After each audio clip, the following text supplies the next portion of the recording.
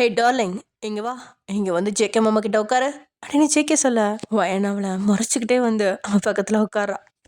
Hi லக்டீஸ், இன்னைக்கு நம்ம ஜேகேடைய ஃபனாமை and romantic கோல் செய்வோம் பார்ட் 9 தான் பார்க்க போகிறோம். So it's must imagine yourself and please dears அந்த லைக் பட்டனையும் ஹைப் பட்டனையும் மட்டும் கிளிக் பண்ணிடுங்க. அண்ட் வாங்க நம்ம வீடியோக்குள்ளே போயிடலாம். அதுக்கு முன்னாடி நேற்றுக்கே சாஸ்தி அப்படிங்கிறவங்களுக்கு birthday. So happy birthday dears. உங்கள் வாழ்க்கையில் உங்களுக்கு என்ன வேணுமோ அதை அடம் பிடிச்சி வாங்க கற்றுக்கங்க. அதாவது இதை மற்ற விஷயத்துக்கெலாம் சொல்ல உடனே ஐயோ ஆர்மி சொன்ன அக்கா தான் இப்படி சொன்னாங்கன்னு கோத்து விட்டுறாதீங்கண்ணா. ஆக்சுவலி நான் சொல்ல வந்தது அடம் பிடிக்கணும். உங்கள் ட்ரீமுக்காக, உங்களோட ட்ரீமை அச்சீவ் பண்ணுறதுக்காக நீங்கள் அடம் பிடிக்கணும். உங்கள் வாழ்க்கையில் நீங்கள் முன்னேறதுக்காக அடம் பிடிக்கணும். என்னால் இது ஆகாது, என்னால் இது முடியாதுன்னு நீங்களே உங்களை டீக்ரேட் பண்ணாதீங்க. உங்களால் அது முடியும். உங்களால் முடியாட்டி வேறு யாரால முடியும்? அந்த மைண்ட் செட் எப்பவுமே உங்ககிட்ட இருக்கணும். ஓகே டியர்ஸ், வாங்க நம்ம வீடியோக்குள்ளே போயிடலாம். லாஸ்ட் அதில் முடிச்சிருந்தோம் அப்படின்னா எப்படி ஒயனை சம்மதிக்க வச்சான் அப்படின்னு சொல்லிட்டு ஒயன் நினச்சிட்ருக்கா. அண்ட் இங்கே ஒயன் வீட்லேயும் நலங்கு செய்ய ஏற்பாடுலாம் செஞ்சிட்ருக்காங்க. அவளை நடுவில் உட்கார வச்சு சுற்றியும் அவளோட ஃப்ரெண்ட்ஸ் எல்லாம் நின்றுட்டுருக்காங்க. அப்புறம் பெரியவங்க வந்து அவளுக்கு நலங்கு வைக்க ஆரம்பிச்சிட்டாங்க. அந்த ஃபோட்டோகிராஃபரும் வளைச்சி ஃபோட்டோ எடுத்துகிட்ருக்காரு. அங்கே நின்றுட்டு இருந்த ஜென்னோ, டே ஜேகே, நாளைக்கு எப்படியாவது கல்யாணத்துக்கு வந்துடுறா, உன்னை நம்பி தான் நாங்கள் பிளான் போட்டு வச்சுருக்கோம் அப்படின்னு மனசில் யோசிச்சுட்ருக்கான். நிலா அவனை பார்த்து இந்த மாதிரி நமக்கு எப்போ நடக்கும் அப்படின்னு கேட்கா. ஹே செல்லக்குட்டி, நீ ஓகே சொன்னா அடுத்த மாதமே நமக்கு, என்ன சொல்கிற? வேணாம், கொஞ்சம் லேட்டாகவே நடக்கட்டும். லேட்னா 3 மாதம் ஓகேவா? 3 வருஷம்னு அர்த்தம். என்னடி அவ்வளோ நாளா? என்னாலலாம் வெயிட் பண்ண முடியாதுப்பா. உனக்கு 3 மாதம் டைம் தரேன். அதுக்குள்ளே கல்யாணத்துக்கு ரெடியாகிற வழிப்பாரு, இல்லைன்னா என்ன பண்ணுவ அப்படின்னு அவனை பார்த்து கோவமாக கேட்குறான். உனக்கு கல்யாணம் வேணான்னா எனக்கு ஒன்றும் பிரச்சனை இல்லை. அது 3 வருஷம் என்ன 30 வருஷம் ஆனாலும் எனக்கு பிரச்சனை இல்லை அப்படின்னு சின்ன சொல்ல நிலா ஆச்சரியமாக பார்க்குறா. ஆனால் ஃபர்ஸ்ட் நைட் மட்டும் டெய்லி நடக்கும், பரவாயில்லையா? என்னாலலாம் பொறுத்துக்க முடியாதுப்பா அப்படின்னு அவளை பார்த்து கண்ணடிக்கிறான். அவன் அப்படி சொல்லணுமே இவளோட முகம் குங்குமப்பூ மாதிரி சவந்திருக்கு. இருந்தும் அதை வெளிக்காட்டிக்காம இருந்தும் உங்களுக்கு ரொம்ப தான் ஆசை. ஏதாவது பண்ண அப்புறம் என்னோட ஜேகே அத்தான்ட்ட சொல்லிடுவேன். அடப்போடி, அவனே ஃபர்ஸ்ட் நைட்டை முடிச்சுட்டு தான் கல்யாணமே பண்ண போகிறான். ஏய், அது தெரியாமல் நடந்தது. ஏது அதுவா? நான் ஒரு உண்மை சொல்லட்டா? என்ன? இங்கே வா அப்படின்னு சொல்லி சின் நிலாவை மாடிக்கு தனியாக கூட்டிகிட்டு போகிறான். சொல்லுடா, அன்னைக்கு என்ன நடந்துச்சு? அத்தான் ஏன் அவகிட்ட அப்படி நடந்துக்கிட்டாரு? நான் அன்னைக்கு ஜேகே கிட்ட போய் கேட்டேன்டி, எதுக்கு அப்படி நடந்துக்கிட்ட ஒயன்கிட்டன்னு. எனக்கு அதே மாதிரி அன்னைக்கு மாதிரியே போதை மாத்திரை கலந்து கொடுத்துட்டாங்க, அதனால தான் நான் அப்படி நடந்துக்கிட்டேன் போல அப்படின்னு சொன்னான். நான் கூட அவன்கிட்ட கேட்டேன், அது எப்படி உனக்கு மட்டும் கலந்து கொடுப்பாங்க அப்படின்னு கேட்டதுக்கு, வேணா நீ வேணா போய் செக் பண்ணி பார்த்துக்கோ அப்படின்னு சொன்னான். நானும் போய் அந்த ஹோட்டலில் இருக்க சிசிடிவி எல்லாம் செக் பண்ணேன். அந்த மருந்து கொடுத்தது யார் தெரியுமா? யாருடா? அந்த சாராடி. அவ சாரா அப்படின்னு சொன்னதுமே இங்கே நிலாக்கு ஷாக்கு. என்னடா சொல்கிற? அவ உங்கள் எல்லாத்துக்கும் ஃப்ரெண்டு தானே? ஆமாடி, அவள் எங்கள் எல்லாத்துக்கும் ஃப்ரெண்டு தான். ஆனால் ஜேகே மேலே அவளுக்கு ஒரு தனி க்ரஷ் இருக்கு. ஓ, அதனால தான் அப்படி பண்ணிட்டாங்களா? இருக்கலாம். நான் பார் போய் செக் பண்ணும்போது அவள் தான் இவனுக்கு ஊற்றி கொடுத்துருக்கா. அதே சமயம் அவன் குடிச்சு போதையில் இருக்கும்பொழுது அவன் கிளாஸில் ஏதோ அதில் கலந்து விட்டுருக்கா. அவனும் போதையில் ரொம்ப தள்ளாடிட்டு இருக்கிறப்போ இவனை நேராக ரூமுக்கு கூட்டிகிட்டு போயிருக்கா. ஐயோ, அப்புறம் என்னாச்சு? நீ வேற, முதல்ல பார்த்த உடனே எனக்கும் ஷாக்காக தான் ஆச்சு. எங்கே அவளையும் முடிச்சிருப்பாளோன்னு. நிலா அவனை பார்த்து முறைக்கிறா. முறைக்காதடி, அவள் அப்படிப்பட்ட மருந்து தான் கலந்து கொடுத்துருக்கா. அந்த மருந்து பற்றி விசாரிச்சப்போ யானை பலம் வருமா. இவன் வேற ஏற்கனவே சிங்கம், அதில் யானை சேர்ந்துச்சுன்னா அவங்க நிலைமை யோசிச்சுப்பாரு. இங்கே அவன் வீட்டுக்கு வந்தப்பே ஒயன் பா, நான் எப்படி ஷாக் ஆனேன் தெரியுமா? சி, ஏடா இப்படிலாம் பேசுகிற அப்படின்னு முகம் சொல்லிக்கிறா நிலா. பாரு, ரொம்ப தான் நல்லவ, கல்யாணத்துக்கு அப்புறம் உனக்கும் இருக்குடி அப்படின்னு அவளை பார்த்து கண்ணடிக்கிறான். அவளுக்கு முகம் சிவக்குது. இருந்தும் அவன்கிட்ட காட்டாம உள்ளுக்குள்ள வெக்கப்பட்டுக்கிட்டாலும் வெளியே முகத்தை கோவமா வச்சுக்கிட்டான். அதை அப்புறமே பார்த்துக்கலாம், முதல்ல என்ன நடந்துச்சுன்னு சொல்லு. ஜேகே அந்த சாரா கிட்ட தப்பா நடந்துக்கிட்டாரா? இல்லடி, உள்ள போன 5 நிமிஷத்துலயே அவன் வெளியே வந்துட்டான். என்னடா சொல்ற? ஆமாடி, அந்த மருந்துக்கு எப்பேற்பட்டவங்களா இருந்தாலும் தன்னை கண்ட்ரோல் பண்ணிக்கவே முடியாது. போன முறை அவனை செக் பண்ண டாக்டர் சொன்னார், போன முறை கூட அவனுக்கு மண்டையில் அடிபட்டதுனால தான் அவனை கண்ட்ரோல் பண்ணவே முடிஞ்சுது. ஆனால் அவன் தன்னை கண்ட்ரோல் பண்ணிக்கிட்டு அவகிட்ட இருந்து விலகி வெளியே வந்துட்டான். ஆனால் ஒயன்கிட்ட மட்டும் ஏன் அப்படி நடந்துக்கிட்டாரு? அதாண்டி எனக்கும் தெரியல, ஒரே குழப்பமா இருக்கு. எனக்கு என்னமோ ஜேகே அத்தான் மனசில் ஒயன் தான் இருப்பான்னு தோணுது. எப்படி சொல்கிறா? ஆமாம், அவகிட்ட தன்னை கண்ட்ரோல் பண்ணிக்கிட்டவர் ஒயன்கிட்ட மட்டும் ஏன் இப்படி நடந்துக்கணும்? தன்னோட காதல் தன்னோடவ அப்படிங்கிற நினப்பு இருந்தால் மட்டும்தான் அவங்க கிட்டலாம் எல்லாம் மீற முடியும். அதுவும் இல்லாமல் அவளை மனைவியாகவே நினச்சிருக்காரு. எனக்கும் அப்படி தான் தோணுச்சு. ஆனால் அந்த அன்னைக்கு அவகிட்ட மிருக மாதிரி நடந்துக்கிட்டு இருந்திருக்கான்.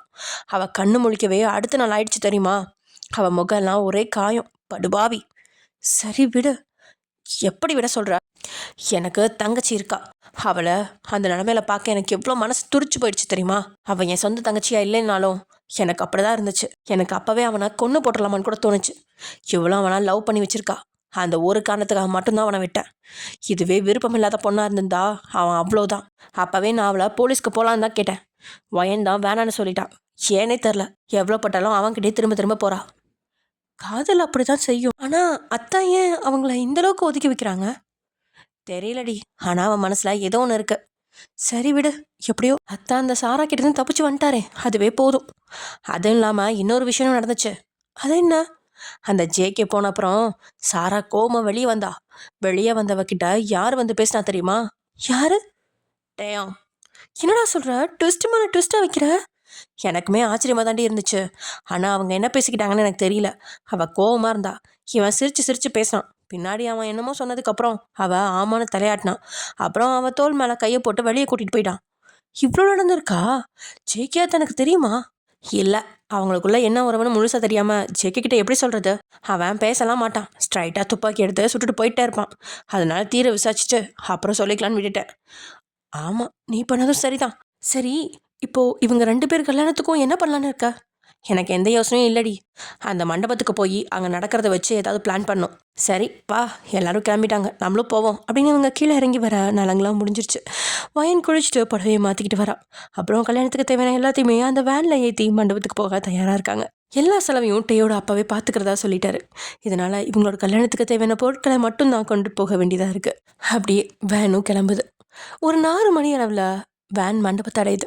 அந்த ஊரோட ரொம்ப பெரிய மண்டபம் அது. ஒரு 5 ஏக்கர் அளவில் ரொம்ப பெரிய மண்டபம். உள்ளேயே 4-5 வெட்டிங் ஹால்ஸ், அப்புறம் ரொம்ப பெரிய ஹோட்டல், விருந்தினர்கள் தங்க நிறைய அறைகள், அப்புறம் அவங்க பொழுதுபோக்க பார்க்கு, தேட்டர், ஸ்விம்மிங் ஏரியா அப்படின்னு களை கட்டிட்டு இருக்கு. கீழே இறங்கினவங்க எல்லாருமே மண்டபத்தை பார்த்து வாயை பழந்து நிற்கிறாங்க. கண்கள் நகரமாக இருக்குது. வயனுடைய அப்பா அம்மா ஏதோ பெரிய மண்டபமாக இருக்கும் அப்படின்னு மட்டும் தான் நினச்சாங்க. ஆனால் இந்த மண்டபம் அப்படின்னு தெரியாது. பத்திரிக்கையிலலாம் இந்த மண்டபத்து பேர் போட்டிருந்தாங்க தான்.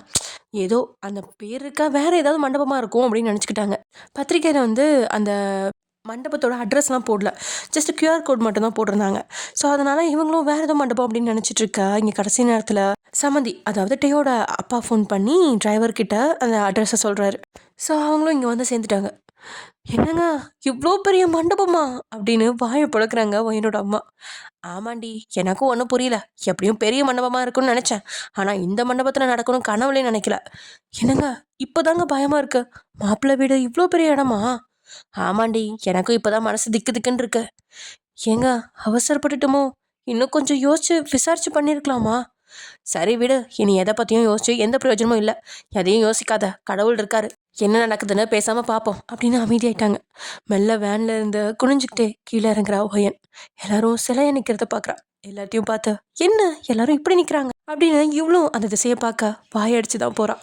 ஏன்னா அந்த ஊரோட அந்த மண்டபத்தை பற்றி எல்லாத்துக்குமே தெரியும். கனவு மண்டபம் அது. தன்னோட கல்யாணம் மட்டும் அங்கே நடந்தால் போதும் அப்படின்னு நினைக்கிறவங்க பல. பெரிய பெரிய தொழிலதிபர்களுக்கு மட்டும்தான் அந்த மண்டபம் கிடைக்கும். தான் சொத்தோட பாதியாக அந்த மண்டபத்துக்காக செலவிடணும். அந்த அளவுக்கு இருக்கும். இங்கேயா கல்யாணம் நடக்க போகுது அப்படின்னு அதிர்ச்சியில் உறைஞ்சி நிற்கிறான். வயன் மட்டும் இல்லை, அவள் கூட இருந்த உறவினர்கள் கூட, ஏன் அவனோட அப்பா அம்மா கூட அதிர்ச்சியில் தான் உறைஞ்சி நிற்கிறாங்க. ஏகப்புக்கும் சின்னுக்கும் கூட ரொம்ப ஷாக் தான். இந்த மண்டபத்திலேயா டே கல்யாணம் வச்சுருக்கான் அப்படின்னு. ஏன்னா இவ்வளோ வருஷத்தில் 2 கல்யாணம் மட்டும்தான் இந்த மண்டபத்தில் நடந்திருக்கு. நிறைய நடந்திருக்கு. அதுவும் ஒரு சின்ன சின்ன ஹாலில் நடந்திருக்கும். மொத்த மண்டபத்துலேயும் நடக்கிற 3வது கல்யாணம் இதுதான். இந்த அளவுக்கு செய்வான் அப்படின்னு ஜேகேயோட ஃப்ரெண்ட்ஸ் கூட எதிர்பார்க்கல. ஏன்னா இந்த மண்டபம் யார் விடுது அப்படின்னு இப்போ வரைக்கும் யாருக்குமே தெரியாது. எவ்வளோ ட்ரை பண்ணியிருக்காங்க, ஆனால் யாருக்குமே தகவல் கிடைச்சது கிடையாது. இது இல்லாமல் அதோட அழகை பார்த்து மெய் மறந்து நிற்கிறாங்க. கட்டிடங்கள் எல்லாமே மஞ்சள் ரோஜாக்களால் பூமாலை மாதிரி அலங்கரிக்கப்பட்டிருக்கு. கூடவே அந்த எல்லோ கலர் லைட்ஸும் அப்படியே பளபளன்னு இருக்கு. நைட்டில் அதெல்லாம் எரிஞ்சால் சூப்பராக இருக்கும். அப்புறம் அந்த கேட்டில் ஒரு ரெட் கலர் ரோஜாக்களால் அலங்கரிக்கப்பட்டிருக்கு. ஆனால் அந்த கேட் அடைக்கப்பட்டிருக்கு. மச்சான், கேட் அடைச்சிருக்குடா அப்படின்னு ஜேஹோப் கேட்கா. பார்த்துட்டு தானே இருக்கேன், எனக்கும் தெரியும், வாய மூடு அப்படின்னு திரும்பி அந்த இடத்த கண்களால் நிரப்பி அந்த அளவுக்கு ரசிச்சுட்ருக்கான். இவங்கிட்ட போய் கேட்டான் பாரு அப்படின்னு ஜேஹோப் அமைதியாக இருக்கா. திடீர்னு ஒரு அழகான சவுண்ட் கேட்க ஆரம்பிக்குது. அதை தொடர்ந்து ட்ரம்ஸ், பியானோ இது எல்லாமே கலந்து ஒரு மெலோடி மாதிரி கேட்க அந்த கேட் அழகாக திறக்குது.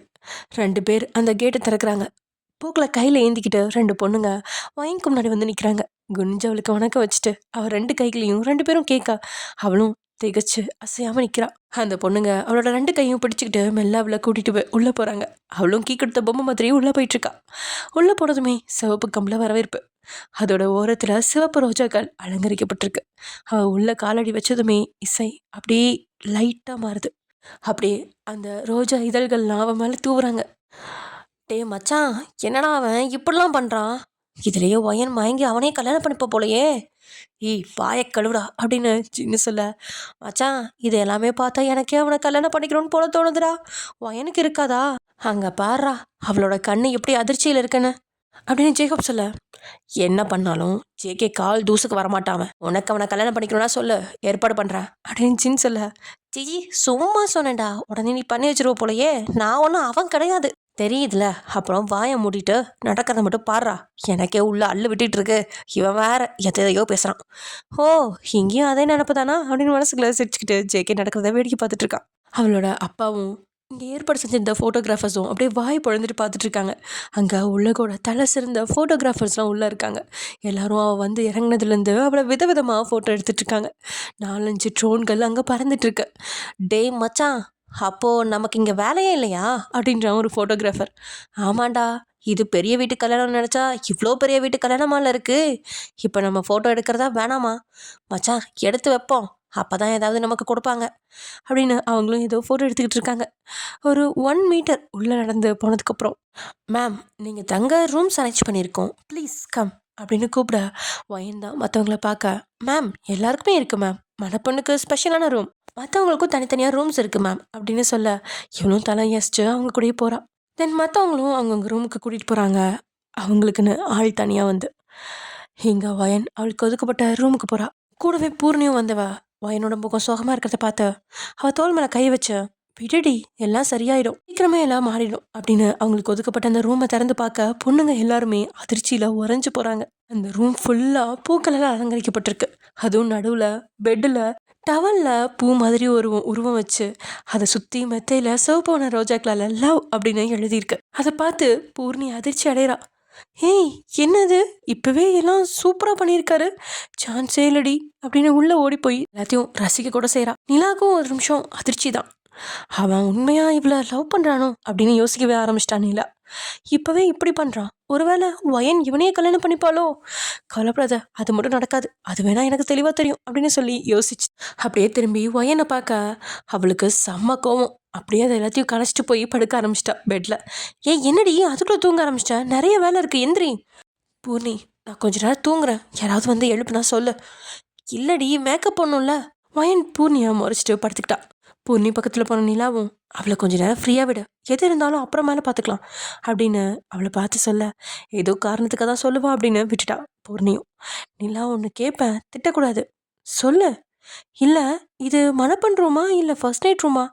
அவளை பார்த்து முறைச்சிட்டு, மணப்பெண் ரூமுக்கே இந்த அளவுக்கு அலங்காரம், அப்போ ஃபர்ஸ்ட் நைட் ரூம் எப்படி இருக்கும்னு யோசிச்சு பாரு பா அப்படின்னு வாய் பழக்கிறா. இங்கே நிலாவும் சிரிச்சுட்டு வெளியே போயிட்டா. வயன் என்ன நடந்தாலும் பரவாயில்ல அப்படின்னு தூங்க ஆரம்பிச்சிட்டா. அதே சமயம் இங்கே டேயோட வீட்டில் இருந்தவங்க எல்லாரும் கிளம்பிட்டாங்க. ஏன்பா இந்த மண்டபத்தையேவா புக் பண்ணீங்க? டேய் நான் தான் சொன்னேன்ல, என் மேலே உனக்கு நம்பிக்கை இல்லையா? இல்லைப்பா, அவ்வளோ சீக்கிரம் அந்த மண்டபம்லாம் யாருக்கும் கொடுக்க மாட்டாங்க, நமக்கு எப்படி கொடுத்தாங்க? ஏண்டா என் பையன் ஒரே பையன் கல்யாணம், அதுவும் அதை ஊரே மெச்சுற அளவுக்கு நடத்தணும்னு எனக்கு ஆசை இருக்கும்ல. சும்மா ஒன்றும் அந்த மண்டபத்தை புக் பண்ணல, எவ்வளோ முறை அலைஞ்சி தெரியுமா? அப்புறம் அவங்களே டென்ஷன் ஆகி தரோன்னு சொல்லிட்டாங்க. சூப்பர்ப்பா, ஆனால் இந்த அளவுக்கு நடத்தணுமா? ஒரு பெரிய மண்டபம் பார்த்து நடத்தியிருக்கலாம்ல. நம்மளே அவள் கூட வாழ போகிறதில்ல, அவளை அடிமை மாதிரி தானே நடத்த போகிறோம், அவளுக்கு எதுக்கு இந்த மாதிரி ஒரு மண்டபத்தில் கல்யாணம் பண்ணும் அப்படின்னு யோசிக்கிறான்ட்டே. அந்த ஜேகே கூட இப்படி நடத்த மாட்டான் அப்படின்னு யோசிச்சுட்டு இருக்கான்ட்டே. விடுப்பா, உனக்கு செய்யாமல் யாருக்கு செய்ய போகிறேன்? இப்படியே பேசிட்டு மண்டபத்தை வந்து அடைகிறாங்க. அங்கேருந்து கோட் ஷூட் போட்டு கீழே இறங்குறான் டே. அவனும் அவனோட அப்பாவும் அந்த கார்ல இருந்து இறங்க, மற்றவங்க வேற கார்ல வந்து இறங்குறாங்க. அந்த மண்டபத்தை பார்த்து துள்ளி குதிக்கிறா ஜனனி. அப்பா சூப்பர்ப்பா, இந்த மண்டபத்துக்குள்ள நம்மளால வர முடியுமான்னு கூட யோசிச்சுட்டு இருந்தேன், ஆனால் என்னோட கிரேட் அண்ணனோட கல்யாணம் இந்த மண்டபத்தில் தான் நடக்க போகுது, ஐ எம் வெரி ஹாப்பிப்பா அப்படின்னு கத்துறா. அவள் பேசுறது அங்கிறது எல்லாருக்கும் சந்தோஷமா இருக்கு. ஆமா ஜனனிமா, தி கிரேட் பிஸ்னஸ் மேன் டேயோட கல்யாணம் இங்கே தான் நடக்கணும் அப்படின்னு அவரோட அப்பாவும் சொல்ல அவளுக்கு ரொம்பவே சந்தோஷம். ஜனனி இதுக்கே சந்தோஷப்பட்டா எப்படி, உள்ளே போய் நிறைய இருக்கு பார்க்கலாமா அப்படின்னு அவளை கூட்டிட்டு உள்ளே போகிறான் டே. டேயோட அம்மாவுக்கும் சந்தோஷமாக தான் இருக்குது. ஆனால் அவனோட அத்தைக்கு தான் வயிறு எரியுது. என் பொண்ணு இருக்க வேண்டிய இடத்துல இப்போ இவ இருக்கா, எப்படியாவது இந்த கல்யாணத்தை நிறுத்தணும் அப்படின்னு மனசுக்குள்ள தீவிரமாக யோசிச்சுக்கிட்டு அவங்க பின்னாடி போகிறாங்க. டேக்கும் அவங்க மலர் தூவி உள்ளே அழைச்சிட்டு போகிறாங்க. அதே மாதிரி அப்பள வீட்டுக்காரங்க வர்றதை பார்த்த பொண்ணு வீட்டுக்காரங்களும் வந்து வரவே இருக்கா. நீங்கள் முன்னுமே வந்துட்டீங்களா? ஆமாம் சம்பந்தி வந்துட்டோம். இங்கே வந்து பார்த்தா தான் இந்த மண்டபம்னு தெரிஞ்சுது அப்படின்னு என்னோட அப்பா சொல்ல, ஓ உங்களுக்கு இந்த மண்டபத்தை பற்றிலாம் தெரியுமா? எல்லாம் உங்கள் நேரம், பிச்சைக்கார ஃபேமிலிக்கு கோடீஸ்வர வாழ்க்கை அப்படின்னு டேயோட அத்தை பேச டேயோட அப்பா அவளை அடக்கி வைக்கிறாங்க. அவங்களுக்கு சங்கடமாக இருக்குது. சம்மந்தி மன்னிச்சிருங்க, அவள் அப்படி தான். பரவாயில்ல சம்மந்தி அப்படின்னு அமைதியாயிட்டாங்க இங்கே என்னோட அப்பாவும் அம்மாவும். இன்னும் உள்ள போகிறோன்னே இவங்களுக்கும் தனித்தனி ரூம்லாம் கொடுக்க, சம்மந்தி நீங்கள் போங்க, நான் அடுத்து என்ன பண்ணுறதுன்னு ஃபோன் பண்ணி சொல்கிறேன், நம்ம அடுத்த சடங்கு ஆரம்பிச்சிடலாம் அப்படின்னு சொல்லிட்டாங்க. இந்த ஹோட்டல் புக் பண்ணிட்டா அவங்களே எல்லா அரேஞ்ச்மெண்ட்டும் பண்ணிடுவாங்க. நம்ம பணம் மட்டும் கட்டினா மட்டும் போதும். எது எங்கே இருக்குது அப்படிங்கிறது கூட நமக்கு தெரியாது. அந்த ஹோட்டலோட ஆட்களே எல்லாத்துக்கும் ஹெல்ப் பண்ணுவாங்க. என்னோட அம்மாவும் அப்பாவும் அவங்க ரூமில் உட்காந்து யோசிச்சுட்டு இருக்காங்க. ஏங்க அப்போ கல்யாணத்துக்கு தேவையானது எல்லாமே மாப்பிள்ளை சைடு பார்த்துப்பாங்களா? ஆமாடி, நம்ம பொண்ணை கூட்டிகிட்டு போனால் மட்டும் போதும். ஏங்க எனக்கு நேரம் ஆக ஆக பயமாக இருக்கு. நம்ம ஃபேமிலியில் எதுக்குங்க அவங்க சம்மந்தம் பண்ணணும்? இவ்வளோ பெரிய கோடீஸ்வரங்க நம்ம வீட்டில் எதுக்கு சம்மந்தம் பண்ணணும் அப்படின்னு யோசிச்சு அவங்களுக்கு அழுகியே வருது. பிடி நம்ம பொண்ணு ஜாதகம் பார்த்துருக்கோம்ல, மகாராணி மாதிரி வாழ போகிறான்னு. ஒரு வேளை அது இந்த இடம் தான் போல. நீங்கள் என்ன சொன்னாலும் எனக்கு பயமாக இருக்குங்க. நம்ம தகுதிக்கு தகுந்த மாதிரி ஒரு இடம் பார்த்துருக்கலாம். ஹே நீ கண்டதையும் போட்டு யோசிக்காம உன் தங்கச்சி கூட போய் இருப்போ அப்படின்னு அவரை அனுப்பி வச்சுட்டு யோசிக்க ஆரம்பிக்கிறாரு வயனோட அப்பா. இது எல்லாத்தையும் பார்த்து அவருக்கு ஒரு வேளை ஜின் சொன்னது உண்மையாக இருக்குமோ அப்படின்னு தோணிச்சு. ஜேகே பழிவாங்க தான் இப்படியெல்லாம் பண்ணுறாங்களோ அப்படின்னு நினைக்கிறாரு. அப்புறம் கடவுள்கிட்ட, கடவுளே இந்த கல்யாணம் நிற்கணும், இந்த கல்யாணம் என் பொண்ணுக்கு நல்லதுன்னு நீ நினச்சினா நடக்கட்டும், இல்லை அவள் கஷ்டப்படுவானா, இந்த கல்யாணம் எப்படியாவது நிறுத்திடு அப்படின்னு முழு மனசோட வேண்டிட்டு இருக்காரு. தென் இங்கே என்னோட ஃப்ரெண்ட்ஸ் எல்லாருமே மண்டபத்தை சுற்றி பார்க்கலாம் அப்படின்னு போய் சுற்றி பார்த்துட்டு இருக்காங்க. இப்படியே டைம் ஸ்கிப் ஆகுது. எல்லாம் முடிச்சுட்டு இவங்க ரூமுக்கு வர இங்கே வயன் இன்னும் தூங்கிட்டு தான் இருக்கா. என்னடி இவ இன்னும் தூங்குறா அப்படின்னு பூர்ணி கேட்கா. விடு, ரொம்ப டயர்டாக இருக்கும் போல். சரின்னு அவங்க உட்காந்து பேசிகிட்டு இருக்கும்போது 2 பொண்ணுங்க வராங்க. மேடம் நாங்கள் பியூட்டிஷியன்ஸ், இப்போது ஃபோட்டோஷூட் இருக்கான், மேடமை கிளப்பி விட சொன்னாங்க. ஓ சரி வாங்க, இதுங்க நான் அவளை எழுப்பி விட்டுறேன் அப்படின்னு அங்கே போய் ஒயனை எழுப்பி விட்டுறாங்க. அங்கே ஃபோட்டோஷூட் இருக்குது அப்படின்னு சொல்ல ஒயனுக்கு எரிச்சலாக இருக்குது. இப்போ எதுக்கடி அதெல்லாம்? மாப்பிள்ளை வீட்டிலேருந்து அனுப்பி விட்டுருக்காங்கடி, போய் தாண்டி ஆகணும், எந்திரிச்சு போய் கிளம்பு, அப்படியே ரிசப்ஷனுக்கும் போயிடலாம் அப்படின்னு நிலா சொல்ல அவளை பார்த்து முறைக்கிறா ஒயன். என்ன முறைச்சு என்னடி பண்ணுறது, நீ தான் கல்யாணத்துக்கு ஓகே சொன்ன, அப்போ இதெல்லாம் பண்ணி தானே ஆகணும், சீக்கிரம் போய் குளி அப்படின்னு விரட்டி விட்றா. இவளும் வேறு வழி நம்ம குளிச்சுட்டு நைட்டி போட்டு வெளில வரா. சாரீ ப்ளவுஸ்லாம் எங்கே அப்படின்னு கேட்கா. மேம் சாரீ இல்லை, இது ரிசப்ஷனுக்கு லெஹங்கா தான் போட சொல்லியிருக்காங்க அப்படின்னு அந்த மேக்கப் ஆர்டிஸ்ட்டும் சொல்ல, இல்லை எனக்கு சாரியே போதும், அதெல்லாம் ஒன்றும் வேணாம், ப்ளீஸ் மேடம் நீங்கள் போட்டுக்கோங்க, இல்லாட்டி எங்களுக்கு தான் பிரச்சனை அப்படின்னு அவங்க முகம் வாட சொல்ல வேறு வழி இல்லாமல் சரின்னு சொல்லிட்டா இங்கே ஒயன். அவங்க யாருக்கோ ஃபோன் பண்ண கொஞ்சம் நேரத்தில் ட்ரெஸ்ஸும் வந்துருச்சு. அந்த ட்ரெஸ்ஸை ஒரு பொம்மையில் போட்டு வச்சுருக்காங்க. அந்த பொம்மையை அப்படியே வண்டி மாதிரி இழுத்துட்டு வராங்க. அது உள்ளே வந்ததுமே அங்கேருந்து எல்லாருக்கும் அதிர்ச்சியாக இருக்குது. ஏன் ஒயன் கூட ஷாக் ஆகி தான் பார்க்குறா. எதுக்கு இந்த டே இதெல்லாம் பண்ணுறான், என்ன தான் பிடிக்கலன்னு சொல்கிறான், அப்புறம் எதுக்கு இதெல்லாம் அப்படின்னு குழம்பி போய் பார்த்துட்டு இருக்கா. பொண்ணுங்க எல்லாருமே வாயை திறந்து பார்த்துட்டு இருக்காங்க. ஒரு ரெட் கலரில் கல்யாணம் பண்ண போடுற அந்த கவுன் வருது, கூடவே அதுக்கான ஜுவல்ஸும் இருக்குது. இதை தான் நான் போடணுமா? Yes ma'am. ஹலோ, இந்த ட்ரெஸ்ஸை பார்த்தா என்னை விட வெயிட் அதிகமாக இருக்க மாதிரி இருக்குது, என்னாலாம் முடியாது. ப்ளீஸ் மேம், சார் கொடுத்து விட்டுருக்காரு, எங்களால் ஒன்றும் பண்ண முடியாது, சார்கிட்ட வேணா பேசுங்க மேம் ப்ளீஸ், இல்லைனா எங்கள் வேலை போயிடும் அப்படின்னு கெஞ்சா. இங்கே ஒயனுக்குமே பாவமாக தான் இருக்குது. பூர்ணியும், ஏ ஒயன் ப்ளீஸ் டி, அவன் மேலே இருக்க கோவத்தில் எதுக்கு இவங்கள தண்டிக்கிற, இவங்க சொன்ன மாதிரி இவங்களுக்கு ஏதாவது பிரச்சனை வந்தால் என்ன பண்ணுறது, இப்படியும் ரிசப்ஷனுக்கு ரெடி ஆகணும் தானே அப்படின்னு பூர்ணி சொல்லவும் அவளும் வேறு வழி இல்லாமல் சரின்னு சொல்லிட்டா. அதுக்கப்புறம் அந்த பொண்ணுங்க அவளுக்கு எல்லாம் ட்ரெஸ் எல்லாம் மாற்றி விட்டுறாங்க. கூடவே அதுக்கேற்ற மாதிரி நகைகள்லாம் போட்டு ஃப்ரீ ஹேர்லாம் விட்டு மேக்கப் போட்டு விட்டுறாங்க. அவங்க தான் உலகோட தலை சிறந்த மேக்கப் ஆர்டிஸ்ட். ஆனால் அது ஒயனுக்கு தெரியாதே. அவளை கண்ணாடியில் பார்க்க அசந்து தான் போயிட்டா. ஒரு அழகு தேவதை மாதிரி இருக்கா. எதாச்சியா உள்ள வந்து அவளோட அம்மா அவளோட அழகில் உறைஞ்சி தான் போகிறாங்க. ஒயன்மா நீயா அது, சூப்பராக இருக்கடா அப்படின்னு அவளுக்கு நெட்டை எடுத்துட்டு கழுத்தில் திருஷ்டி போட்டு வச்சு விடுறாங்க. கண்களே கலங்கிட்டாங்க. அம்மா என்னம்மா அது? இல்லடி, உன்னை இப்படி பார்க்கவும் என்ன அறியாமலே கண்ணீர் வந்துருச்சு, நீ எப்போ சந்தோஷமாக இருக்கணும் அப்படின்னு அவளோட நெத்தியில் முத்தம் கொடுக்குறாங்க. எங்கள் ஒயனும் பேருக்குன்னு சிரிக்க. அப்புறம் ஒயனை கூட்டிகிட்டு வெளியில் வராங்க. இங்கே ஜின்னும் ஜேஹோப்பும் கூட ஒயனை பார்த்து ஷாக் ஆகுறாங்க. ஜின்னுக்கு பயமாக இருக்குது. டேய் என்னடா இவன் இப்படியெல்லாம் பண்ணிட்டு இருக்கான், நான் தான் அப்போவே சொன்னேன்ல அந்த டே பண்ணுறது எதுவும் சரியில்லைன்னு, கேட்டா தானே? அவன் பண்ணுறதெல்லாம் பார்த்தா எனக்கே கல்யாணம் பண்ண போல தோணுது அப்படின்னு ஜெய்ஹோ புலம்ப. ஏற்கனவே கோவமா இருந்த ஜின் அவன் மண்டையிலே ஒரு சாத்தி போய் பண்ணி தொலைடா பண்ணி, நானாவது நிம்மதியாக இருப்பேன். எருவு மாடு எனக்குன்னு வந்து சேருது பாரு அப்படின்னு போகிற வயனை பார்த்து புலம்பிட்டு இருக்கான் ஜின்னு. போடா போ, நீ இப்படியே என்னை குறை சொல்லிட்டே இரு. அவன் உன் வயன் கழுத்தில் தாலி கட்டிட்டு போயிட்டே இருப்பான். அவன் மட்டும் வயன் கழுத்தில் தாலி கட்டட்டும், அவனை இன்னும் உயிரோட வர மாட்டான்டா. அடப்பாவி, நான் என்னடா பண்ண? நீ தானடா அவன் கல்யாணம் பண்ணிக்குவான்னு சொன்ன, அதுக்காக தான் உன்னை கொல்ல போறேன். ஆமாண்டா ஆமாம். எத்தனை பேரா இப்படி கிளம்பி வந்திருக்கீங்க? அவன் தாலி கட்டுவானா, அவன் தாலி கட்டினா என்ன கொள்ளுவானா? அப்பா சாமி, ஆளை விடுங்கடா, நீங்களும் வேண்டாம் உங்கள் பிளானும் வேண்டாம் அப்படின்னு நகர போனவளை பிடிச்சி இழுத்து மூடிட்டு நில்லு, இல்லை அந்த டே ரூமில் உன்னை கொண்டு போய் ஃபர்ஸ்ட் நைட்டுக்கு விட்டுருவேன் அப்படின்னு ஜின் சொல்ல. அடப்பாவி, நீ செஞ்சாலும் செய்வடா, இதுக்கு மேலே நான் ஒன்றும் பேச மாட்டேன் அப்படின்னு வாய முடிக்கிட்டான் ஜெய்ஹோப். சரி வா, அவள் பின்னாடியே போகலாம். அங்கே ஃபோட்டோ எடுக்கிறப்ப இந்த டே ஏதாவது வம்பு பண்ண போகிறான் அப்படின்னு 3 பேரும் பின்னாடி போக கொஞ்சம் தூரம் போனோடனே அங்கே பெரிய ஹால் ஒன்று இருக்குது. அங்கே ஃபோட்டோ எடுக்கிறதுக்கு தேவையான எல்லாமே இருக்குது. அவளை அங்கே நிற்க வச்சு விதவிதமாக ஃபோட்டோலாம் எடுக்கிறாங்க. அவள் மட்டும்தான் இருக்கிறத பார்த்து ஜின் யோசிக்கிறான். என்ன இவளை மட்டும் எடுக்கிறாங்க, அந்த லூஸை காணோம். சரி அவங்கக்கிட்டே கேட்டு பார்ப்போம் அப்படின்னு ஃபோட்டோகிராஃபர்கிட்ட கேட்குறான். மாப்பிள்ளையும் பொண்ணையும் சேர்த்து தானே எடுப்பாங்க, மாப்பிள்ளை எங்க? சார், பொண்ணு மட்டும்தான் ஃபோட்டோ எடுக்க சொல்லியிருக்காங்க, மாப்பிள்ளைக்கு வேற டீம் இருப்பாங்க. ஓ, அப்போ இங்கே பொண்ணு மட்டும் தான் ஃபோட்டோ எடுக்கிறாங்களா? ஆமாம் சார். அப்பாடா, அப்போ எந்த பிரச்சனையும் இல்லை, ஒயன் சேஃபாக தான் இருப்பா. டே வாடா, நம்ம மண்டபத்தை சுற்றி பார்ப்போம், அதான் அவங்களா இருக்காங்கல்ல அப்படின்னு சொல்லிட்டு பொண்ணுங்களை விட்டுட்டு இவங்க மறுபடியும் மண்டபத்தை சுற்றி பார்க்க போகிறாங்க. இங்கே ஒயனை விதவிதமாக ஃபோட்டோ எடுத்து தள்ளுறாங்க. மேடம் அடுத்த ட்ரெஸ் அப்படின்னு இன்னொரு ட்ரெஸ்ஸை கொண்டு வராங்க. அது பேபி பிங்க் கலரில் ஹெவி ஸ்டோன் ஒர்க் பண்ணி ரொம்பவே அழகாக இருக்கு. அதுவும் லெஹங்கா தான். ஆனால் அந்த அழகாக ரசிக்க முடியாத மன கஷ்டத்தில் தான் ஒயன் இருக்கா. அவங்க சொல்லவும் ஒயன் வேறு வழியே இல்லாமல் அதையும் போய் சேஞ்ச் பண்ணிவிட்டு டச்சப்லாம் பண்ணிவிட்டு வெளியே வர அதுலேயும் அழகு தேவதையாக ஜொலிச்சிட்ருக்கா. அந்த ட்ரெஸ்லையும் நிறைய ஃபோட்டோஸ் எடுக்கிறாங்க. தென் அப்புறம் அவளை சரி அப்படின்னு சொல்லிட்டு அனுப்பி வச்சிட்டாங்க. உள்ளே வந்த ஒயன் ரொம்பவே பயங்கரமாக யோசிக்க ஆரம்பிச்சிட்டா. இவளுக்கு குழப்பம் வேறு அதிகமாகிடுச்சு. இந்த கல்யாணத்தை எப்படி நிறுத்துறது? இங்கே வேறு எதுவும் எங்கே இருக்குன்னே தெரிய மாட்டேங்குது. இந்த மண்டபத்தில் எங்கே போய் நான் என்னென்ன கேட்கறது அப்படின்னு புழம்பிட்டு யோசிச்சுட்ருக்கா. அதே சமயம் இங்கே டேயோட ரூமில் டே ரொம்பவே கோவமாக ஃபோன் பேசிகிட்டு இருக்கான். அவனோட அப்பா அவன் பக்கத்தில் நின்று பதட்டமாக இருக்காரு. அவங்களோட குடும்பம் சுற்றியும் அவங்கள பார்த்துட்ருக்கு. என்னங்க ஆச்சு அப்படின்னு டேயோட அம்மா கேட்கா. என்னன்னே தெரிலடி, திடீர்னு நம்ம ஷேர்ஸ்லாம் குறைய ஆரம்பிச்சிருச்சு. நம்ம ஷேர் ஹோல்டர்ஸ் எல்லாமே அவங்க ஷேரை விற்க ஆரம்பிச்சிருக்காங்க. அதுதான் நம்ம பையன் பதட்டமாக இருக்கான். இப்போ எல்லாத்தையும் அவன் தான் சமாளிக்கணும். என்னங்க, இன்னும் கொஞ்ச நேரத்தில் ரிசப்ஷன் இருக்குது. இப்போ போய் நான் உன் பையன்கிட்ட சொன்னேன்னு வை, என்னை கடிச்சு தின்னுடுவான். நான் வேணா போய் ரிசப்ஷன் கல்யாணம் முடிஞ்சு வச்சுக்கலான்னு சொல்லிட்டு வரேன். என்னங்க, இதெல்லாம் சரிப்பட்டு வருமா? வேற என்ன பண்ண சொல்கிற? கம்பெனி விஷயத்த இப்படியே விட்டால் எவ்வளோ கோடி நஷ்டமாகும் தெரியுமா? இதை உடனே சரி பண்ணிட்டா பிரச்சனை கம்மி, இல்லை அதுலேருந்து மீள முடியாது. எல்லாம் சரிதாங்க, ஆனால் ரிசப்ஷன் நிறைய பேருக்கு தெரியுமே. நான் விசாரித்த வரைக்கும் நம்ம அனுமதி இல்லாமல் யாரும் உள்ளே வர முடியாது. அதனால் ரிசப்ஷன் கேன்சல்னு சொல்லிட்டா வரவங்களே அப்படியே அனுப்பி வச்சிருவாங்க. எனக்கு இன்னைக்கு ரிசப்ஷன் வேணான்னு தான் தோணுது. நம்ம பத்திரிக்கையில் கூட மென்ஷன் பண்ணல, அதனால எல்லாரும் மேக்ஸிமம் கல்யாணத்துக்கு தான் வருவாங்க. மிஞ்சி மிஞ்சி போனால் நம்ம சொந்தக்காரங்க வருவாங்க. அவங்களாம் யார் யாரோ அவங்களுக்குலாம் ஃபோன் பண்ணி நாளைக்கு காலையில் வர சொல்லிடு, மற்ற விஷயத்த நான் பார்த்துக்கிறேன்.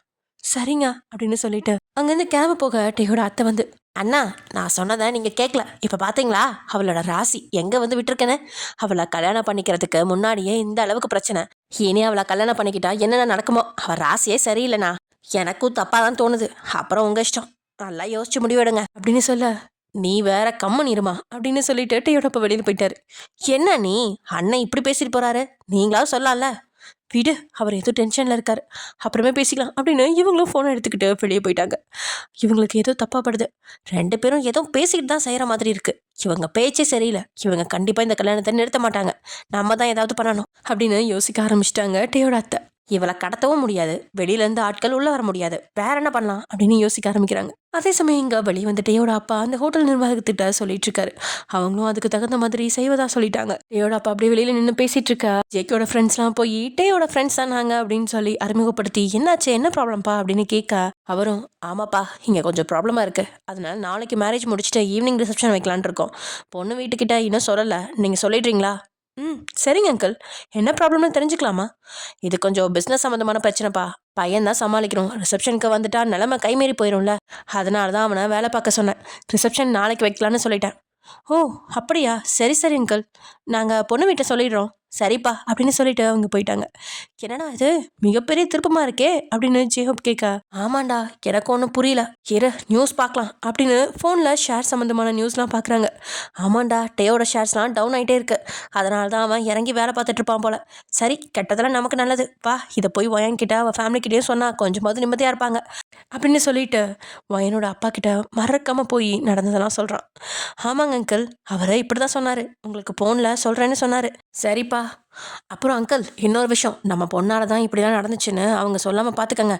இந்த மாதிரி விஷயத்தில் பொண்ணோட ராசியை தான் குத்தம் சொல்லுவாங்க, அதுதான் எனக்கு கொஞ்சம் கஷ்டமாக இருக்குது அப்படின்னு ஜின் கொளுத்தி போட அது அங்கே நல்லா வேலை செஞ்சிருச்சு.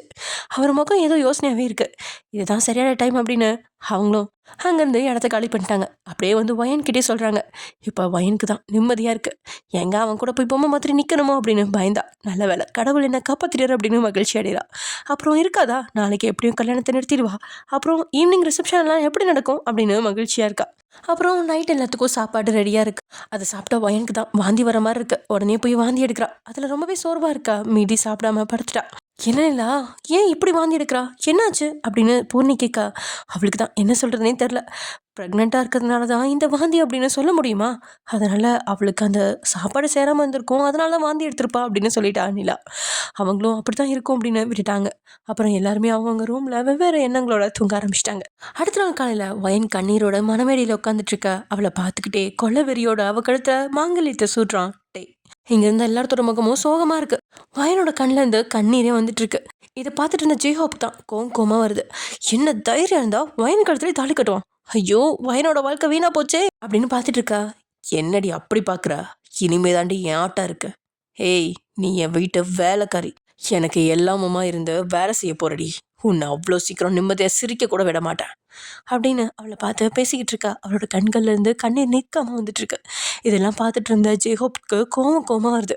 கோவத்தில் என்ன செய்யறதுன்னு தெரியாம ஓடி போய் டேயோட கழுத்து பிடிக்கிறான். என்ன தைரியம் இருந்தா எங்க ஒயனையா அழ வைப்பா, தாலி கட்டிட்டா நீ புருஷன் ஆகிட முடியுமா, இன்னும் ஜேகே சார் வரல, அவர் வந்தா நீ செத்துருவடா பொறுக்கி, நான் ஜெயிலுக்கு போனாலும் பரவாயில்லடா, நீ உயிரோடவே இருக்கக்கூடாது அப்படின்னு அவன் கழுத்தை பிடிக்க. டேய் வேணாண்டா விட்டுரு விட்டுரு அப்படின்னு இங்க நிலாவும் பூர்ணியும் கத்த. அதெல்லாம் முடியாது, அங்க பாரு ஒயன் எப்படி அழுத்துட்டு இருக்கான்னு, எத்தனையோ முயற்சி பண்ணிட்டோம், ஆனா இந்த கல்யாணத்தை நிறுத்த முடியல. இவன் பேசினதை பார்த்தியா, வீட்டு வேலை கரையாமல தினமும் கொடுமைப்படுத்த போறானா, இவன் உயிரோட இருந்தா தானே கொடுமைப்படுத்துவான், இந்த நிமிஷமே வேணா கொண்டுட்டு ஜெயிலுக்கு போறேன், சாகுடா சாகு அப்படின்னு அவன் கழுத்து பிடிச்சு நடிச்சிட்டு இருக்கான். விடுடா விடு அப்படின்னு சுற்றி இருந்தவங்க எல்லாருமே அவனை அடிச்சிட்டு இருக்காங்க. ஆனால் எதுக்குமே அசையாம ஜேஹோப் அவன் கழுத்தையே பிடிச்சிட்டு இருக்க. இங்க ஜின்னு மேலே ஜேஹோப் உட்காந்துக்கிட்டு அவன் கழுத்தை பிடிச்சிக்கிட்டு இருக்கான். சாவுடா சாவு அப்படின்னு தூக்கத்தில் ஜேஹோப் கத்திக்கிட்டு இருக்க. ஜின்டா உயிரை காப்பாற்றிக்க போராடிட்டு இருக்கான். அவனோட கழுத்தை நெரிச்சிக்கிட்டு இருந்தவன் கையை பிடிச்சிக்கிட்டு எடுக்க ட்ரை பண்ணிட்டு இருக்கான். ஆனால் முடியலையே. அவன் கொலவரியோட இந்த பண்ணிட்டு இருக்க. 2 பேர்த்தோட சத்தமும் கேட்டு அங்கிருந்த வயனோட ஃப்ரெண்ட் ஒருத்தன் தான் எழுந்து பார்க்க, என்னென்ன நடக்குதுங்க அப்படின்னு சின்ன பார்த்து கேட்க. அவன் காப்பாத்துன்னு கண்களை சைகை செய்ய, அதில் சுதாரிச்சவன் டேய் ஜேஹோப் விடுடா விடு அப்படின்னு அவன் கையை பிடிச்சு இழுக்க ட்ரை பண்ணிட்டு இருக்கான். முடியாது, என்னை யாரும் தடுக்காதீங்க, இப்போ இந்த டேவை நான் கொல்லாமல் விட மாட்டேன் அப்படின்னு அவன் பட்டுக்கு இது பண்ணிட்டு இருக்க. டேய் கனவு போலடா, ஏன்னு நினச்சி உன்னை கொள்ள ட்ரை பண்ணுறான் போலடா அப்படின்னு அந்த பையன் கத்த. ப்ளீஸ்டா ப்ளீஸ் அப்படின்னு கண்களாலேயே ஜின்னு கெஞ்ச. சரிடா வேற வழி இல்லை அப்படின்னு ஜேஹோப் அவனை ஓங்கி ஒரு உதவுதிக்கிறான். அதில் கீழே விழுந்தவன் அப்போதான் ஐயோ அம்மா அப்படின்னு கண் விழிச்சு பார்க்குறான். நான் எங்கே இருக்கேன், ஓ கனவா அப்படின்னு பேந்த முழிச்சுக்கிட்டு இருக்கான். அங்கே ஜின்னு கட்டில் உட்காந்து இருமிட்டு இருக்கான். டேய் ஜின்னு ஏன்டா இப்படி இருமிட்டு இருக்க, தண்ணி குடுறா அப்படின்னு எழுந்து நிற்க. போடா நாய் அப்படின்னு ஜின்னு அவனை அடிக்க ஆரம்பிச்சிட்டான். ஐயோ ஏன்டா அடிக்கிற, அடிக்காதடா, டேய் நான் என்னடா தப்பு பண்ணேன் அப்படின்னு கத்திட்டு இருக்கான் ஜேஹோப். என்ன தப்பு பண்ணியாவா, கொஞ்சம் விட்டுருந்தா என்னை கொன்னே போட்டிருப்படா லூசு பையிலே, என்ன போட்டத்தில் வந்துட்டு நான் எத்து பாரு. ஐயோ நான் என்னடா பண்ணேன், நான் ஒன்றும் பண்ணடா, தூங்கிட்டு தானடா இருந்தேன். டேய் நீ கனவு நினச்சி அவன் கழுத்தை பிடிச்சிட்டடா, அவனை கொலை பண்ண பார்த்துடா அப்படின்னு வயனோட ஃப்ரெண்டு சொல்ல. அடியா தீ அப்படின்னு வாய் மேலே கை வச்சுட்டு இருக்கான் ஜேஹோப். சின்ன கொலை வெறியோட திரும்பி பார்க்க, ஐயோ இதுக்கு மேலே இங்கே இருந்தாலும் அவ்வளோதான் அப்படின்னு வெளியில் ஓடி போயிட்டான் ஜேஹோப். அப்புறம் இப்படியே மார்னிங்காக வயனை சுற்றி இருக்க எல்லாருமே எழுந்திச்சிட்டாங்க. ஆனால் வயன் தான் கும்பகர்ணி மாதிரி இன்னும் தூங்கிட்டு இருக்கா. காலையில் புடவை நகை எல்லாமே எடுத்து வச்சுட்டு இவங்க தான் அவளுக்காக ரெடி ஆகிட்டு இருக்காங்க. அப்போது அதே மாதிரி 2 பேர் கதவை தட்டி மேடம் அப்படின்னு சொல்ல, என்னம்மா மேக்கப் போடணுமா, இரு அவங்கள போய் குளிச்சுட்டு சொல்கிறேன். மேடம் இந்த ரூமில் இல்லை, மண்டபத்தில் இருக்க மணப்பெண் ரூமில் தான் உங்களுக்கு மேக்கப் போட சொன்னாங்க. ஓகே அப்படின்னு சொல்கிறாங்க.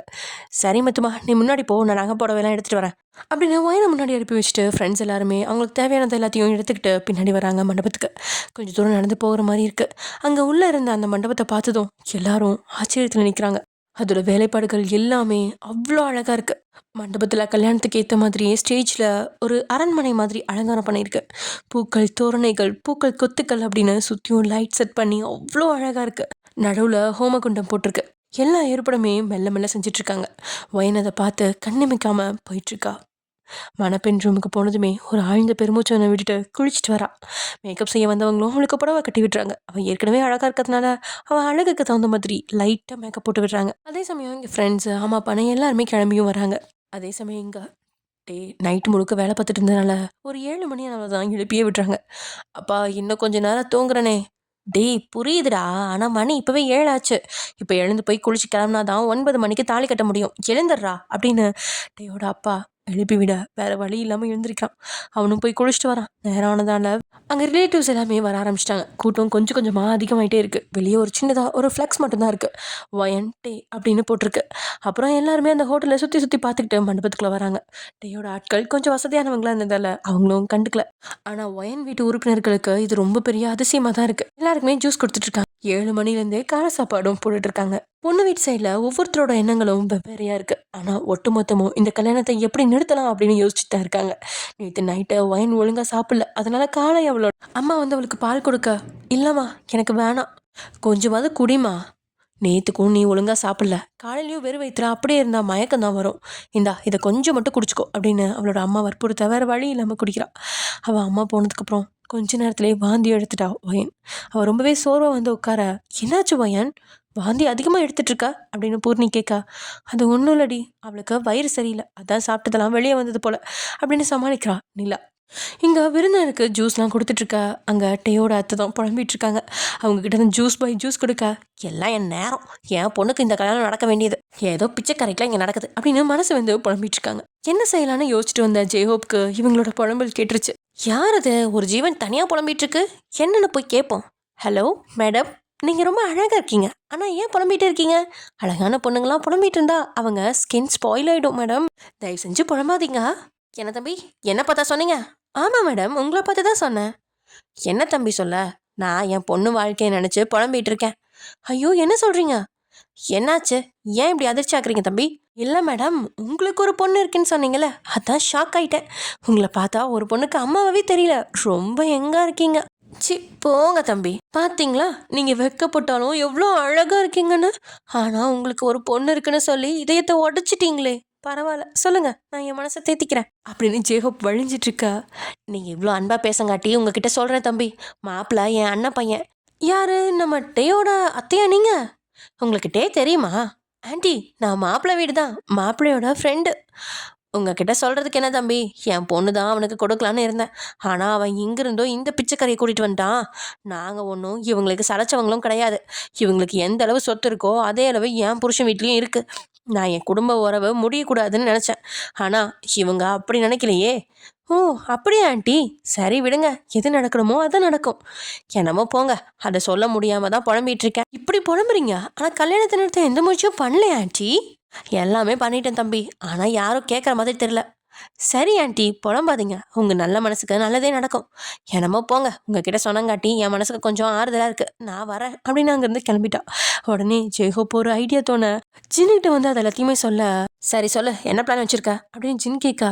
டேய், எனக்கு பிளான்லாம் தெரியாது, உனக்கு தான் பிளான் போட நல்லா வரும்ல, நீ தான் பிளான் பண்ணி சொல்லணும்.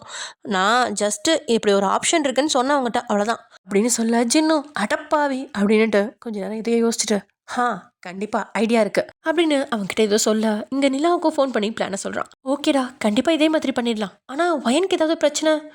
இல்லடி, அதுக்கெலாம் வேறு அரேஞ்ச்மெண்ட் பண்ணியிருக்கேன். சரிடா, சரி ஓகேடி, இன்னும் கொஞ்சம் நேரத்தில் நான் அவங்களெல்லாம் அனுப்பி விடுறேன், நான் சொன்ன மாதிரியே செஞ்சிடு, டன் அப்படின்னு சொல்கிறேன். இப்படியே இவங்க 2 பேரை செட் பண்ணி அவனோட அத்தை வரும்பொழுது அவங்கள பேச சொல்லியிருக்கான். இந்த 2 பொண்ணுங்களும் பேசிகிட்டு இருக்காங்க. ஏம்மா, இந்த கல்யாண பொண்ணு வாந்தி எடுத்துக்கிட்டே இருக்கே, என்ன ஆச்சு அவளுக்கு? கல்யாண பொண்ணுன்னு சொன்னதுமே அவங்க காது உடனே கூர்மையாக்கிட்டாங்க டேயோட அத்தை. தெரியலடி, எனக்கு என்னமோ அந்த புள்ள மாசமா இருக்குன்னு தோணுது. என்னதான் சாப்பாடு சேராட்டியும் நேத்துல இருந்து தொடர்ந்து வாந்தியெல்லாம் எடுக்க மாட்டாங்கல்ல. புள்ளத்தாச்சிக்கு தான் எது சாப்பிட்டாலுமே வெளியில வந்துரும்னு சொல்லுவாங்க. இது என்னமோ அப்படி இல்ல வாந்தி எடுக்குது. அந்த சைடு போனா ஒரே வாந்தி சத்தம். ஏம்மா, மாப்பிள்ளை பையன் அவ்வளோ ஸ்பீடா? எனக்கு என்னமோ அப்படி தெரியலடி, இது வேற ஏதோ பிரச்சனைன்னு நினைக்கிறேன். நமக்கு எதுக்கடி வம்பு, பெரிய வீட்டு விவகாரம் தலையிடக்கூடாது. மண்டபத்தையே பார்த்தீல அப்படின்னு 2 பேரும் அவனை தாண்டி போறாங்க. என்னது புள்ளத்தாச்சியா? டே, அவ்வளோ ஸ்பீடாவா இருக்கான்? இல்லையே, கல்யாணம் ஃபிக்ஸ் பண்ணதுலேருந்து இதுங்க 2ம் மீட் பண்ணவே இல்ல. அது எனக்கு நல்லாவே தெரியும். கல்யாணத்துக்கு முன்னாடி லவ் பண்ணதான் கூட சொல்லல. எங்கேயோ பார்த்து புடிச்சங்காட்டி தான் வந்து பொண்ணு கேட்குறான்னு சொன்னானே. அப்படி எப்படி இவ புலத்தச்சியா இருக்க முடியும்? ஏதோ இருக்கு. அப்போ இது இவனோட குழந்தை இல்ல. அப்பாடா, கல்யாணத்தை நிறுத்த ஒரு சான்ஸ் இருக்கு. ஆனா எதையும் கன்ஃபார்ம் பண்ணாம பேசணும்னா மாட்டிக்குவோம். டே, அதுக்கப்புறம் நம்மள கொன்னே போட்டுருவான். சரி, அவளை போய் அப்படியே பார்த்துட்டு என்ன ஏதுன்னு விசாரிச்சுட்டு வருவோம் அப்படின்னு மனப்பொன் ரூமை நோக்கி போறாங்க. அங்க இவங்க வர்ற வரைக்கும் நிலா காத்துட்டு இருக்கா. இவரை பார்த்ததுமே வாந்தி எடுக்கிற மாதிரி சத்தம் போடுறா. ஆமா, பொண்ணு பிள்ளை ரூம்ல இருந்து ஒரே வாந்தி சத்தமா இருக்கு. பக்கத்துல நின்று ஒட்டு கேட்போம் அப்படின்னு கதவு பக்கத்துல நின்று ஒட்டு கேட்க ஆரம்பிச்சிட்டாங்க. என்னடி இப்ப நீயும் வாந்தி எடுக்கிற அப்படின்னு பூர்ணி கேட்க, அவ அமைதியா இரு அப்படின்னு கையில சொல்ல இவ அமைதியா இருந்துட்டா. ஏண்டி, கன்சீவா இருக்க பொண்ணுதான் இப்படிலாம் அடிக்கடி வாந்தி எடுப்பா? இது கூட உனக்கு தெரியாதா? கொஞ்ச நேரம் பேசாம இரு, வெளியே யாராவது இருந்தா உண்மை தெரிஞ்சிடும் அப்படின்னு வயன் சொல்ல இங்க பூர்ணி ஷாக் ஆகி நிக்கிறான். வயனும் அவளை அதிர்ச்சியா பாக்குறா. பூர்ணியும் வாயை வச்சுட்டு சும்மா இல்லாம, என்னடி சொல்ற, கன்சீவா இருக்காளா? அதுக்கு யாரடி காரணம்? இன்னும் கொஞ்ச நேரத்துல டே கூட கல்யாணம், இப்ப இப்படி சொல்றா? என்ன இது வயன் அப்படின்னு அவ கேட்க, வயன் அமைதியா கீழே குனியா. என்னடி அமைதியா இருக்க, அப்போ உண்மையா? அதை தாண்டி நானும் சொல்றேன் அப்படின்னு நிலாவும் அந்த அமைதியை எடுத்துக்கிட்டு இப்போ சொல்லிட்டு இருக்கா. அப்போ அப்பா யாரு அப்படின்னு பூர்ணி அதிர்ச்சியா கேட்க, இதை பத்தி என்கிட்ட கேட்காத அப்படின்றா வயன். அது எப்படி கேட்காம இருக்க முடியும்? வா, உடனே கல்யாணத்தை நிறுத்தலாம். அந்த நிலைமையெல்லாம் நம்ம எப்போ தாண்டிட்டோண்டி, கொஞ்சம் அமைதியா இரு அப்படின்றா வயன். வெளியில எல்லாத்தையும் கேட்டுட்டு இருந்த இங்க டேயோட அத்தைக்கு கோவம் கோவமா வருது. அடிப்பாவி, இத்தனையும் செஞ்சுட்டு கல்யாணத்தை நிறுத்த முடியாதாமே? நான் இருக்கேன்டி இந்த கல்யாணத்தை நிறுத்த அப்படின்னு கோவமா அங்கிருந்து கிளம்பிட்டாங்க. அவங்க போனதை உறுதிப்படுத்திக்கிட்டு நிலா அவளை வெளியே கூப்பிட, என்னடி வயன் பிரெக்னெண்டா இருக்காளா? என்னடி என்னென்னமோ சொல்ற, எனக்கு வர பயமா இருக்கு அப்படின்னு பூர்ணி சொல்ல, நிலாவோ, ஏய் பயப்படாதடி, இது எல்லாமே ஜின்னோட பிளான் தான். டேயோட அத்தை இங்க வரதா சொன்னான். இந்த மாதிரி நம்மள டிராமா பண்ண சொன்னான். என்னடி சொல்ற, இது டிராமாவா? அவங்க அங்க போய் ஏதாவது பிரச்சனை பண்ணிட்டா என்ன பண்றது? கவலைப்படாத, அவங்க எல்லாத்தையும் பார்த்துப்பாங்க அப்படின்னு நிலா அவளுக்கு ஆறுதல் சொல்லி உள்ள அழைச்சிட்டு போறா. ஆனா பூர்ணி ஒண்ணு மறந்துட்டா. இந்த பரபரப்புலையும் நிலா வாந்தி எடுத்தத நிலா வயன் சொல்ல, வயன் எதுவுமே யோசிக்காம உண்மையை உடைச்சிட, அது உண்மை அப்படின்னு கூட தெரியாத பூர்ணியும் புலம்பிக்கிட்டு போயிட்டா. கடைசி வரைக்கும் அவ கண்டுபிடிக்கவே இல்லை. இங்க நிலா பிளான் வெற்றிகரமா முடிஞ்சிருச்சு அப்படின்னு சின்ன கிட்ட சொல்ல, அடுத்து அவங்க பிளானை அவங்க செயல்படுத்த ஆரம்பிச்சிட்டாங்க. இங்க டேயோட அத்தை நேரா டேயோட ரூமுக்கு வர, அவங்க பின்னாடியே வந்த ஜேஹோப்பும், ஆண்டி என்ன இவ்வளோ டென்ஷனாக போறீங்க, எங்க போறீங்க? தம்பி, நல்ல வேலை உன்னை பார்த்துட்டேன். இதை யார்கிட்டயாவது சொல்லாட்டி என் மண்டையே வெடிச்சிடும். என்னாச்சு சொல்லுங்க, ஏன் இவ்வளோ டென்ஷனாக இருக்கீங்க ஆண்டி? இதை ஏன் கேட்குற அப்படின்னு அவர் நடந்து முடிஞ்ச எல்லாத்தையும் சொல்கிறாங்க. ஆச்சரியமா கேட்குற மாதிரி, என்ன சொல்கிறீங்க, இவ்வளோ நடந்திருக்கா? பாத்தியா, கேட்டேன் உனக்கே எவ்வளோ டென்ஷனாக இருக்குது. அப்போ என் நிலமையை யோசிச்சு பாரு. என் அண்ணன் பையன் எவ்வளோ கிராண்டாக கல்யாணம்லாம் பண்ணுறான். அதுக்கு ஏற்றவளாவா இந்த பொண்ணு இருக்கா? கண்டிப்பாக இல்லை. சரி ஆண்டி, இப்போ என்ன பண்ண போகிறீங்க? இதை உடனே டேக்கிட்ட சொல்லி இந்த கல்யாணத்தை நிறுத்த போகிறேன். ஆண்டி வேண்டாம், நான் சொல்கிறது ஒரு நிமிஷம் கேட்குறீங்களா? இதை பாருப்பா, இது உன் ஃப்ரெண்டோட வாழ்க்கை சம்மந்தப்பட்ட விஷயம், விளையாடாத. நான் ஏன் விளையாட போகிறேன்? நீங்கள் சொன்னதுமே எனக்கும் எவ்வளோ கோவம் வந்துச்சு தெரியுமா? எவ்வளோ தைரியம் தான் என் ஃப்ரெண்டே ஏமாற்றுவான். சரி வா, போய் 2 பேரும் சொல்லலாம். சொல்கிறதுக்கு முன்னாடி உங்ககிட்ட ஒன்று சொல்கிறேன், அது சரியாக இருக்கான்னு யோசிங்க. டே, அவள் அழகில் மயங்கி அவளை கல்யாணம் பண்ணணும்னு ஒத்த காலம் நிற்கிறான். அவளுக்கு பணம் தான் முக்கியமாக இருக்குது. இந்த மாதிரி சுச்சுவேஷனில் இந்த விஷயத்த நம்ம சொன்னாலும் அவன் நம்புவானான்னு நமக்கு தெரியாது. இன்னும் கல்யாணத்துக்கு 2 மணி நேரம் இருக்குது. இப்போ இதை சொல்லி பிரச்சனை வர்றப்போ அவங்க ஏதாவது சொல்லி சமாளிச்சிட்டா என்ன பண்ணுறது? அதனால தாலி கட்ட போகிறா அந்த டைமில் சொன்னோம்னா இந்த கல்யாணம் நின்றோம். சரிதான்ப்பா, ஆனால் சாட்சி கேட்பாங்கல்ல, சும்மா கேட்டதை வச்சு நம்ம எதுவும் சொல்ல முடியாதுல்ல. அதுக்கு இன்னொரு ஐடியா சொல்கிறேன் ஆண்டி. உங்களுக்கு தெரிஞ்ச ஒரு டாக்டரை வர வச்சுருங்க. இந்த மேட்ரை நம்ம ஓப்பன் பண்ணால் உடனே டாக்டர் வச்சு நம்ம கன்ஃபார்ம் பண்ணிக்கலாம். நமக்கு ஆதாரம் கிடச்சிரும், கல்யாணமும் நின்றோம். டேயோட அத்தையும் யோசிக்க ஆரம்பிக்கிறாங்க. அப்புறம் அவன் சொல்கிறது சரிதான், கல்யாண மேடையில் இப்படி சொன்னதான் அந்த அவமானத்துலேருந்து குடும்பமே நாட்டுக்கிட்டு சாவும். நல்ல வேலை நீ இப்போ சொன்ன, நான் இப்போவே போய் ஒரு டாக்டர் அரேஞ்ச் பண்ணுறேன் அப்படின்னு சொல்லிட்டு அங்கேருந்து கிளம்பிட்டாங்க. இந்த குட்டச்சிக்கு எவ்வளோ தைரியம் இருந்தா என் ஃப்ரெண்டு குடும்பம் சாகணுமா? உண்மை தெரிஞ்சதுக்கு அப்புறம் தாண்டி நீ சாக போற அப்படின்னு அவங்க போன திசையை பார்த்து பேசிட்டு அங்கேருந்து போகிறான் ஜேஹோப். இப்படியே டைம் ஸ்கிப் ஆகுது. மணமகன் ரூம்ல இருந்து டே கிளம்பி வெளியே வர அவனை தனியாக உட்கார வச்சு ஐயர் அவருக்கு தேவையான சடங்குகள்லாம் செஞ்சுட்டு இருக்காங்க. சடங்குகள்லாம் செஞ்சு முடிச்சு பட்டு வேட்டி சட்டையை அவன் கையில் கொடுத்து கட்டி வர சொல்றாரு. அவன் நகரும்பொழுது வயனோட அம்மா அந்த முகூர்த்த சாரியை ஐயர்கிட்ட கொடுத்து பூஜையில் வைக்க சொல்ல, அதை கவனிச்ச டேயோட அத்தை, ஆமாம், உங்களை முகூர்த்தப்பட்டு தானே வைக்க சொன்னாங்க. இது என்ன புது புடவை? முகூர்த்தத்துக்கு நாங்கள் இதை எடுக்கலையே அப்படின்னு சொல்ல டேயும் திரும்பி பார்க்குறான் அந்த புடவைய. டேயோட அம்மாவும் ஆமாம், முகூர்த்தத்துக்கு நாங்கள் வேற புடவை தானே எடுத்தோம் அப்படின்னு சொல்ல வயனோட அம்மா அது மாப்பிள்ளை தான் இதுதான் முகூர்த்த புடவைன்னு தனியாக கொடுத்து விட்டாரு அப்படின்னு தயங்கி தயங்கி சொல்ல என்னடா இது அப்படின்னு டேயோட அம்மா அவனை பார்த்து கேட்க எனக்கு இந்த புடவை பிடிச்சிருந்துச்சுமா அதனால எடுத்து கொடுத்தேன் அப்படின்னு சொல்லிட்டு நேரம் மணமகன் ரூம் நோக்கி போகிறான். பொண்ணை அழைச்சிட்டு வாங்க அப்படின்னு ஐயர் சொல்ல தோழிகள் வயனை அழைச்சிட்டு வராங்க. அங்கே அவளும் உட்காந்து கல்யாண சடங்கெல்லாம் செய்ய முகூர்த்த புடவை அடங்கிய அந்த தட்டை எடுத்து ஐயர் கொடுத்து இதை கட்டிட்டு வாங்கோ அப்படின்னு சொல்கிறாரு. அப்புறம் அவளையும் உள்ளே அழைச்சிட்டு போக அந்த புடவை மாற்ற ஆரம்பிச்சிட்டாங்க. இங்கே வரவங்க எல்லாருமே மண்டபத்தில் தடபுடலாம் கவனிச்சிட்டு இருக்காங்க. நேராக கூட்டம் அதிகமாகிட்டே இருக்கு ஒழிய குறையில. பத்திரிகையாளர்களுக்கும் அழைப்பு விடப்பட்டிருக்கு. கல்யாணம் முடிஞ்ச உடனே கல்யாண ஃபோட்டோவை போட சொல்லியிருந்தாங்க. அதனால அவங்களும் அங்கிருந்த பிரம்மாண்டத்தை பார்த்துட்டு ரசிச்சுக்கிட்டும் ஃபோட்டோவை எடுத்துக்கிட்டும் இருக்காங்க. இங்கே ரூமில் இருந்த டேக்கு ஒரு ஃபோன் வருது. என்னடா சொல்கிற? உன்னை இதுக்கு தான் வேலைக்கு வச்சிருக்கேனா? அவன் அங்கேயே போட்டு தள்ள வேண்டியதானே? உங்களெல்லாம் வச்சுட்டு ஒன்றும் பண்ண முடியாது. ஃபோனை வைடா நாயே, நான் பார்த்துக்கிறவன அப்படின்னு கோமா ஃபோனை பேசி வச்சுட்டு உடனே தன்னோட ஆட்களுக்கு ஃபோன் பண்ணி தயாராக இருக்க சொல்கிறான். அவனும் வேகமாக கிளம்பி வரான். அப்போ கரெக்டாக அந்த கல்யாண மண்டபத்தில் 4-5 கார்கள் வரிசையாக வந்து நிற்குது. முதல்ல 2 காரில் செக்யூரிட்டிகள் இறங்கி கீழே வராங்க. 3வதா கருப்பு நிற ஆடி கார். அதில் கதவை ஓப்பன் பண்ணி ஒருத்தங்க பவ்யமாக நிற்கா. அதில் black colour shoe, black colour pant போட்டு ஒரு கால் மட்டும் வெளியே வருது. தன்னோட பாதத்தை கீழே வச்சு புயல் மாதிரி இறங்குது. அங்கிருந்த எல்லாரும் அவனையும் பார்த்துட்டு இருக்காங்க. தன்னோட கருப்பு நிற கோட்டை அட்ஜஸ்ட் பண்ணிட்டே கீழே இறங்குறான். அவனுக்கு முன்னாடி துப்பாக்கி ஏந்திர அந்த கருப்பு பூனைகள்லாம் போக அவன் பின்னும் வர்றாங்க. ஒரு ராஜா மாதிரி தனிக்காட்டு சிங்கமா நடந்து வரான் முன்னாடி.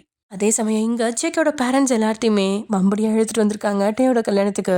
ஜேகேவோட அக்கா இங்கே வந்தவனோட முகம் அப்படியே ஜொலிக்குது. ஆனால் மருந்துக்கு கூட அந்த அழகான ரோஜாக்கள் போன்ற அந்த இதழ்களில் சிரிப்பு இல்லை. கடுமையோட மொத்த உருவமாக அவன் முகம் இருக்குது. எல்லாருமே அவனோட சிரிப்பை ஒரு நிமிஷமாவது பார்க்க மாட்டோமா அப்படின்னு ஏங்கிட்டு இருக்காங்க. அவனுக்கு முன்னாடி துப்பாக்கி ஏந்திர கருப்பு பூனைகள் போக அவன் பின்னாடியும் வராங்க.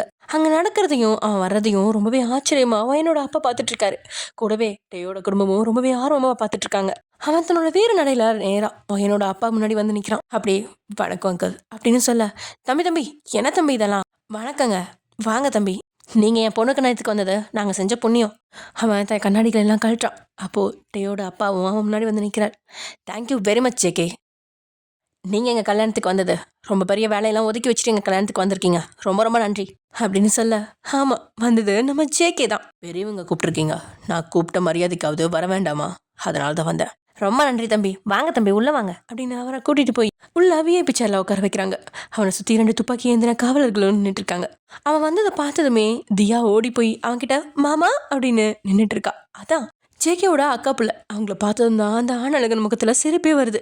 செல்ல குட்டிங்களா, நீங்கள் இங்கே என்ன பண்ணுறீங்க அப்படின்னு சிரிச்சுக்கிட்டே கேட்குறான். அங்கே இருந்த பொண்ணுங்க எல்லாருமே அந்த ஒத்த சிரிப்பில் மயங்கிட்டு சிரிச்சா எவ்வளோ அழகாக இருக்கும், இவனை பார்த்துட்டே இருக்கலாம் போல இருக்கே அப்படின்னு அங்கே இருந்த பொண்ணுங்களாம் தங்களுக்குள்ளே பேசிகிட்டு இருக்காங்க.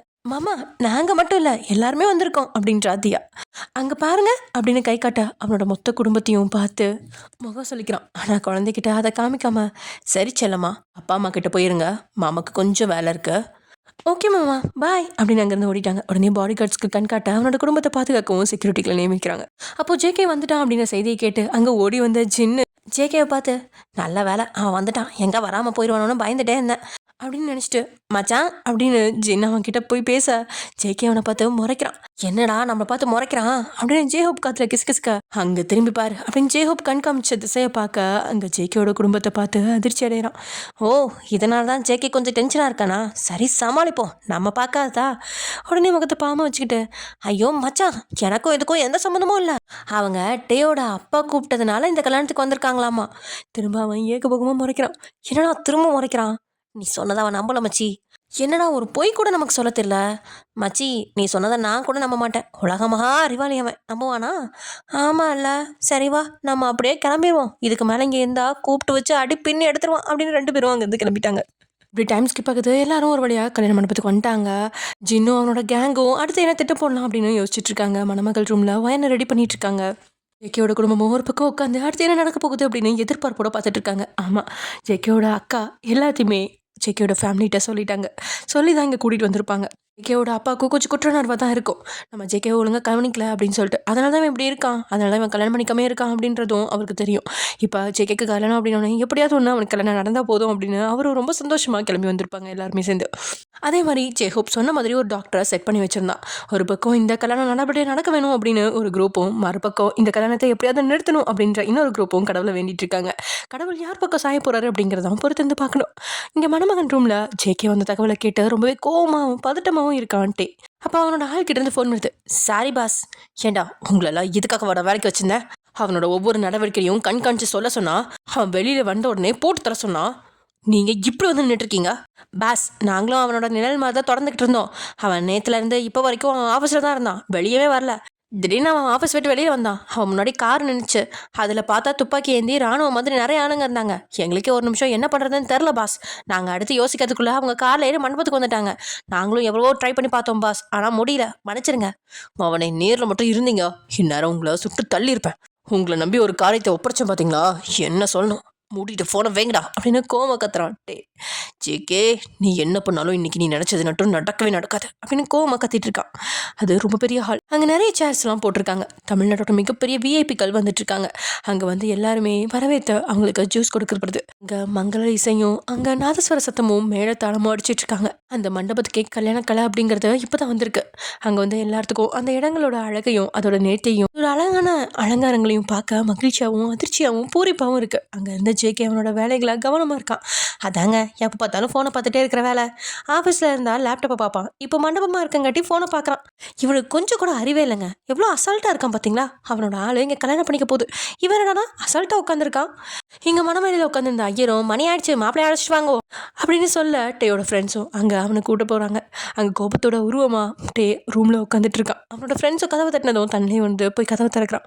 என்னடா வேணும் அப்படின்னு கோமா கேட்க, மச்சி மனமேடைக்கு ஐயர் கூப்பிட்றாரு, பாடா போகலாம் நீ கூப்பிடு. அதில் கொஞ்சம் கோவம் குறைஞ்சவன் அங்கேருந்து மாலை எடுத்து போட்டுட்டு மனமேடைக்கு போகும்போது அங்கே உட்காந்துட்டு இருந்த ஜேகேவை பார்த்துட்டே தான் போகிறான். கால் மேலே கால் போட்டு கம்பீரமாக உட்காந்து அவனை ஒரு நக்கல் பார்வையோட பார்க்குறான் ஜேகே. இவனுக்கு அவனும் சலைச்சவன் இல்லை அப்படிங்கிற மாதிரி தான். டேயும் திமுற நக்கல் புன்னகையோட மனமேடைக்கு போகிறான். அங்கே போய் அதீத கெத்தோட மாப்பிள்ளை உட்கார இடத்துல உட்காரான் டேயோங். இங்கே நடந்துட்டு இருக்கிறதெல்லாம் பார்த்த ஜேகேவோட அக்காவுக்கு தான், என்ன மாப்பிள்ளையே வந்துட்டான், ஆனால் இந்த ஜேகே ஒன்றும் பண்ணலையே அப்படின்னு பதட்டமாக இருக்கா. மற்றவங்க என்ன நடக்க போகுது அப்படிங்கிறத ஆர்வமாக பார்த்துட்டு இருக்காங்க. மணமகள் ரூமில் மேக்கப் எல்லாமே முடிஞ்சிடும். கண்ணாடி முன்னாடி நிறுத்துறாங்க. அந்த ஸ்கை ப்ளூ கலர் பட்டு சேரையில் அவ்வளோ அழகாக இருக்கா. அவளே அசந்து தான் போயிட்டா. அந்த மயில் வர்ணங்களும் அதோட உருவங்களும் அவளோட அழகை இன்னும் அழகு ஏற்றுது. அந்த புடவைக்கு தகுந்த மாதிரி தங்க ஆபரணங்களில் ஜொலிக்கிறா. அவளோட அழகை குறைக்காம எடுத்து கட்டுற மாதிரி அவளோட மேக்கப் இருக்கு. அவளே கண்ணாடியில் கண்கொட்டாமல் பார்த்துட்டு இருக்கா. அவளை பார்த்து எல்லாருமே அழகா இருக்க அழகா இருக்கன்னு புகழ அவங்க சொல்றதுக்கு சின்ன புன்னகை மட்டுமே பதிலாக கொடுக்குறா வயன். கொஞ்ச நேரத்துல பொண்ணு அழைச்சிட்டு வாங்க அப்படின்னு சொல்ல இங்க வயனோட ஃப்ரெண்ட்ஸும் அவளை அப்படியே கூட்டிட்டு வெளியில வராங்க. இவன் மலைமணிக்கு வரும்போது குடிஞ்சு தலை நிமிராம தான் போனான். அங்கே போய் அவன் பக்கத்தில் உட்காந்ததும் நிமிர்ந்து பார்க்க அவளுக்கு நேராக கீழே ஜேகே இருக்கான். அவனை பார்த்து அந்த நொடி முகத்தில் மின்னல் வெட்டுது. ஏனோ மனசில் அமைதி நிலவுது வயனுக்கு. கிட்டத்தட்ட 4 நாளாக அவனை பார்க்கல. இப்போ தான் முன்னாடி அவன் கம்பீரமாக அழகாக உட்காந்துட்டு இருக்கத தண்ணியை மீறி ரசிக்க தான் செய்கிறான். அடி பாவி, உனக்கு இன்னொருத்தரோட கல்யாணம் ஆக போகுதுடி, இன்னொன்று ஜேகேவே சைட் அடிச்சிட்டு இருக்கியா நீ. ஆனால் அவனோட முகத்தில் ஒரு 7 புன்னகை மட்டும்தான் இருக்குது. ஆனால் இவன் மனசு தான் துடிச்சிட்டு இருக்கு. ஏண்டா உன் பொண்டாட்டி இன்னொருத்தன் பக்கத்தில் உட்காந்துருக்கா, உனக்கு கொஞ்சம் கூட உரைக்கவே இல்லையா அப்படின்னு மனசுக்குள்ள அவனை திட்டிகிட்டு இருக்கா. அந்த நொடி 2 பேரோட கண்களும் அப்படியே ஒன்று சேருது. வயனுக்கோ ஒரு மாதிரி பதட்டமாக இருக்குது.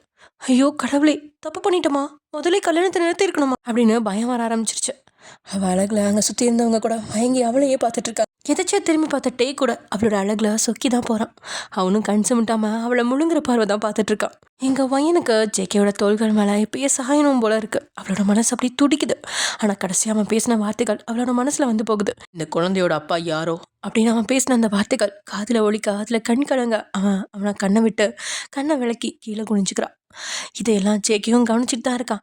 இதை எல்லாத்தையும் பார்த்துக்கிட்டு இருந்த டே தான் அவள் காது பக்கத்தில் போய், என்னடி காதல் வழியுது போல, அவனை பார்த்து இப்படி உருகுற, அந்த அளவுக்கு லவ்வு, ஆனால் அது அவன்கிட்ட கொஞ்சம் கூட இல்லை போல, அதான் கல்யாணத்தை நேரில் பார்க்க வந்திருக்கான், இனிமே தாண்டி என் ஆட்டம், பொறுத்திருந்து பாரு அப்படின்னு சொல்லி நிமிர்ந்து உட்காரான். அவன் பேசினது அவளுக்கு அருவருப்பாக இருக்கு. ஆனால் வேற வழி இல்லாமல் அமைதியாக இருக்கா. அவன் சுற்றி வயனோட அம்மா அப்பா, அப்புறம் டேயோட அம்மா அப்பா, அப்புறம் ரிலேட்டிவ்ஸ்னா எல்லாருமே நின்றுட்டு இருக்காங்க. வயனோட அப்பாவுக்கு தான் ஏதோ மனசு சரியில்லாமல் படபடப்பாக இருக்கு.